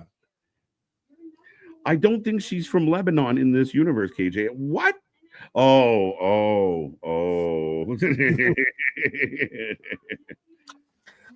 Just saying. Oh, 5 fingers to the face, Fallon. So you might have nailed it on the fucking head, my guy. Oh, big shots from Mariah. Oh, discus. Would you discus for a biscuit? And Ava's just standing there. At least act like you're the boss. You used to wrestle, bitch. Like, you can get physical. Have Jasmine stop her from interfering, not just like they're having a chit chat. So where did you get those shoes? Fucking terrible manager.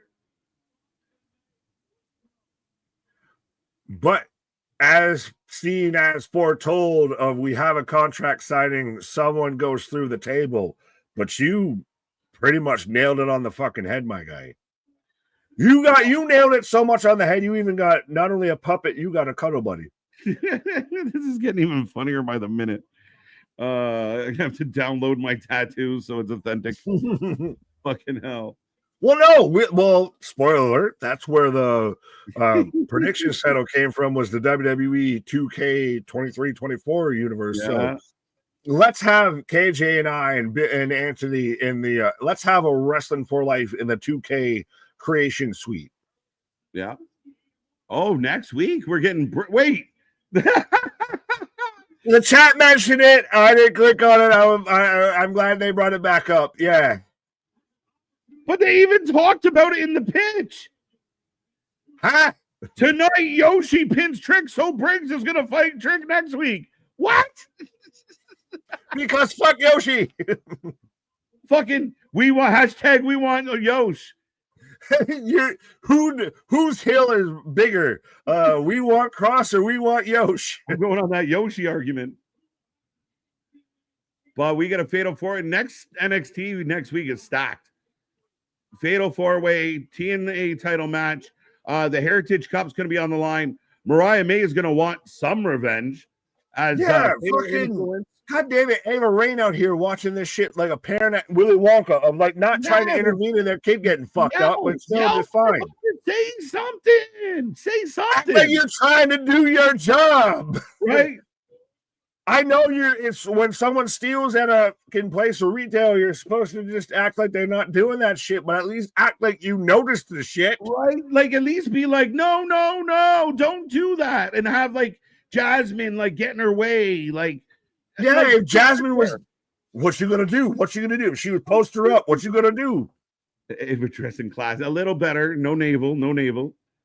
Yeah, but it's just that's minor details that people who pay attention and you really notice it and they stand out.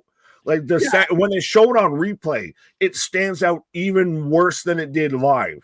Yeah, and let's be real. I mean, I'm a little hard on Ava, so there Pause. You go. Don't tell Dwayne that. He'll lay the smack it down. Yeah. Nah, she'd probably take care of that before he gets there. She's probably taller than you. Keep it about. You whoop my ass. Ava Dressing Classic. All right, ladies and gentlemen, NXT has gone off the air. Get your ratings in out of 10. How did you like the show? What was good? What was bad? What was in between? Tonight cooked. Tonight was fast. Tonight was paced. Tonight was built around the ring. And the real only like major segment we had was Mariah May. Yeah. Well, in twofold, we mentioned earlier, NXT is can't miss. You couldn't miss a second of this tonight because literally there wasn't a second to be had. There was no wasted time throughout this whole show. That's, I think, one of the best parts about this. There was no lollygagging, no wasted time. We literally boom right to it, boom right to it, boom right to it. I like what they're doing with like the short backstage segments instead of like long-winded entrance promo. Chase U was the fucking anchor tonight. You were on a pause when that popped up, but Chase U has lost all of its chase, all of its drive, and all of its you. You didn't do the chase you thing proper. You did the whole thing where they died. They peaked around the calendars, and after that, they were done. Like a lot of us, anyway. Different story, but nonetheless, it just all of a sudden something that had to go away comes back without explanation, and it feels like it wasn't good in the first rendition. Why did you think the remix was going to be better? Yeah, I'm waiting for them to remix and get back to normal here with this shit. Yeah, no, this is just the zombie can chase you out here, and it doesn't feel anywhere near the same. And Chase You was losing any momentum the second that they were gambling the university. But that's back to what your original point of that to me is the only anchor, the only real big like hurdle that they ran into with tonight. Of everything else was moving at a breakneck pace, but in a good way. Of nothing overstayed its welcome. If anything, I wanted more out of some things than wanting less of some things. Yeah, I agree with that. 8 out of 10 from Vance. And I'll be honest, like, I really, really like what they did with Blake Monroe. I like what they did with Mariah May coming in tonight and felt like a big deal. Felt they made her feel like a big deal. And people can piss them off. They're copying this and they're copying. No. I don't care. They're doing it well. So suck it up, Buttercup. That's the way it goes. And perfect storytelling of the new big star in the spotlight. And the current champ and friends aren't very happy about it. Perfect. Simple. Done. Yeah, if you look at it from that way of you're taking my spotlight. Right. Blake versus Jordan, AEW versus TNA at 11 Evolution 2. Well, I see what you're saying. Do it. Because, again, I think a lot of people... I mean, Jordan, to me, is somebody that built a name, has come in and carried that name. But I think what they're doing right now with Blake Monroe is they're elevating this lady. And she did. She felt like third or fourth on a depth chart in AEW where you would never get over Mercedes. Mercedes was going to get more time, more love, more belts. You and Tony had a nice back and forth, but you can't do that forever. This is a nice opportunity for Blake. Tony Storm, we're even questioning if she can climb over that, Monet Hill. The only one that can do that is if you're a bull and you're more toast. But now it becomes a question of if it does boil down to that of Monroe versus Jordan. Does Jordan third time strike out? I've tried, and I didn't even try against Julia or Stephanie, and I struck out. So I guess I'm never going to win it here. Moves on. Or do you have Monroe, who's your new signee, who would have probably at that point just taken it off of JC Jade? That becomes the question. Right? Then it's now which force you have the irresistible force versus the immovable object. Yeah. But what I do think works out really well with this, and we will get to these ratings, but you lose Julia, you lose Rox, you lose Steph. You lose Lyra by all accounts. I mean, like, as much as you might not feel like that was a big loss, it is. But your main event picture still seems pretty solid, pretty strong. You got Izzy getting in the mix now. That's a big deal. Lash is a big deal. We all know how we feel about Miss Parker. That's a big deal. Lola looked great tonight with Jordan. Jordan's there. And now you're setting up potential rivalries. So Ruka, like, they're fine. Like, it's so strong. And this was pretty much 80% women tonight across the board. Oh, absolutely. My biggest concern is depending on what you do with Blake Monroe and everything. Could it be Blake Monroe? I think you probably would have found the best case scenario if you do Blake Monroe versus Fallon, because if you do her for the title and then you have her win the title and have to take on a Jordan or something. Like Jordan, that's the thing is Blake has to win and Jordan has to win. So you can't have them face each other right now. So you do Fallon versus Blake and you do JC versus Jordan. And then we get the eventual meeting of the minds and you can build to that. But right now they're both in a position to where they can't afford a loss. I think, again, I think this idea that they can't afford a loss to me gets lost. They can't afford not to lose a title match. I'll say that. They can, though. They can have an amazing match, and one of them comes up short, and they'll be perfectly fine. Jordan's 3 strikes, you're out. Jordan is more desperate than Blake because Blake can take the L and still recover. And if it is a case of, Jordan beats Blake at Great American Bash, but they continue feuding into the fall, it works.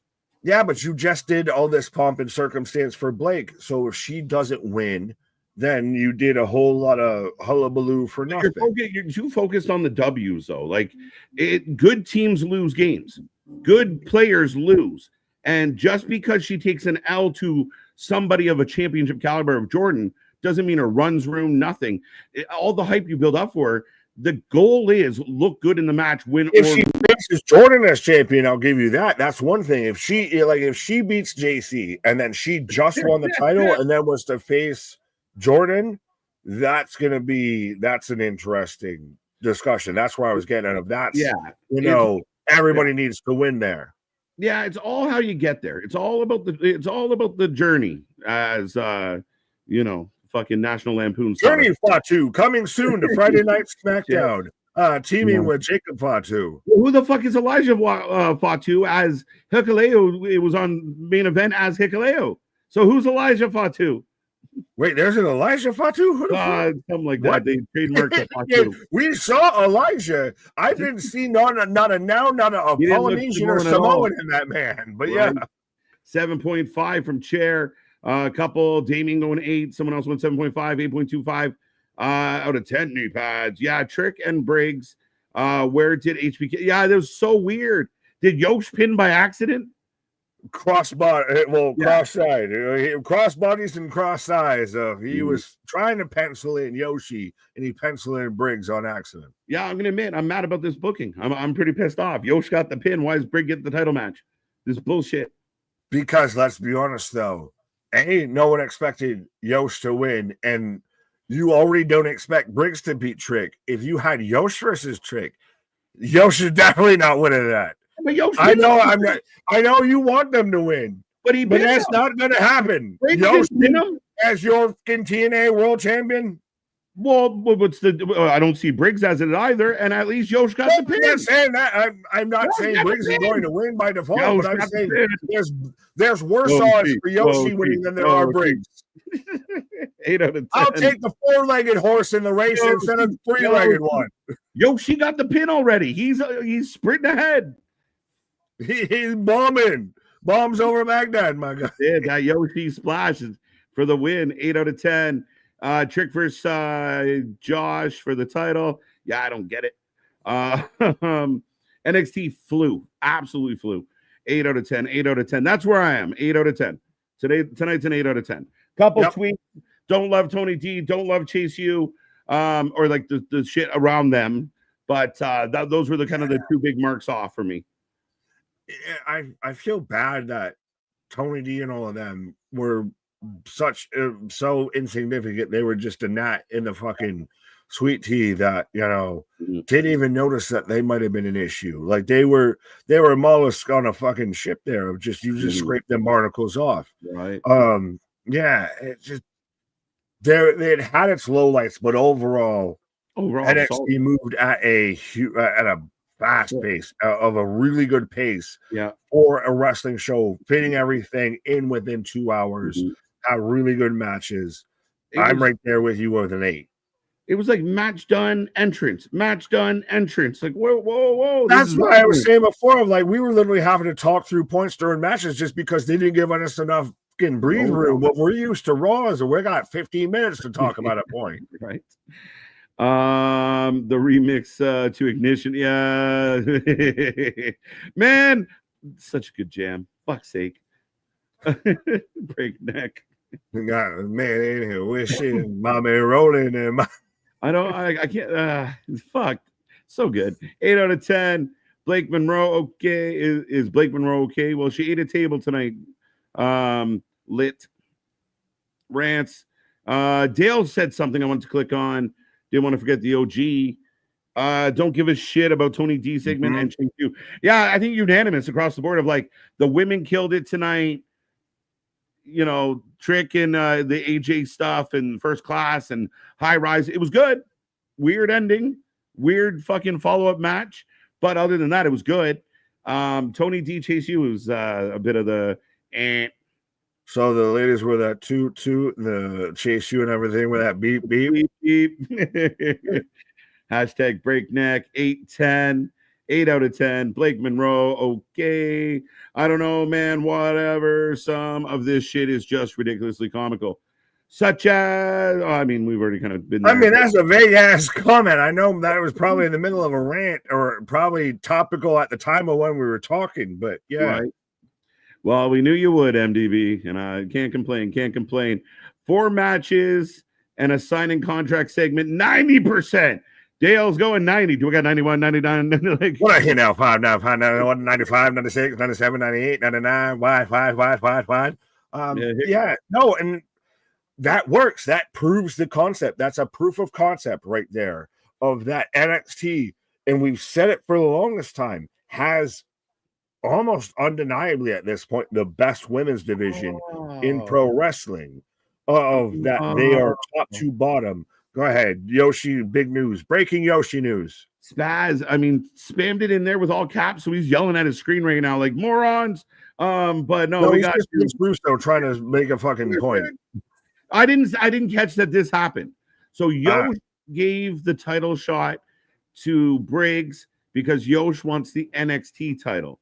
Well, that's very generous of Yosh, and thank you for explaining that because that was way over my head and made no sense. False bravado, false move, bold strategy, terrible move. Yo, I need that. That avatar. I just even want the fucking avatar picture. I want that picture. I want to fucking post that on the socials. Fucking hacksaw Jim Thuggin out here with this shit. This got the world's biggest man chub live. Just like, what? I don't, motherfucker. All right, ladies and gentlemen, on that popping note, 8.25. Let's go. Puppet KJ gets the last comment of the night. Damn, there you go. Good news is going over the the AEW lawsuit on the news. Ooh. Give Yosh a chance. Yes. Yosh giving away his chances. Now I can't even be mad. Exactly. I still stand firm on my position with Karrion Kross. The man gets no chances. Your man gets chances and gives them away. Right. Go March and what? All right, ladies and gentlemen, that is NXT. That is our stream tonight. We are back tomorrow for AEW. What? He was saying go Marchand, not go March and. So I was like, yeah, that makes more sense.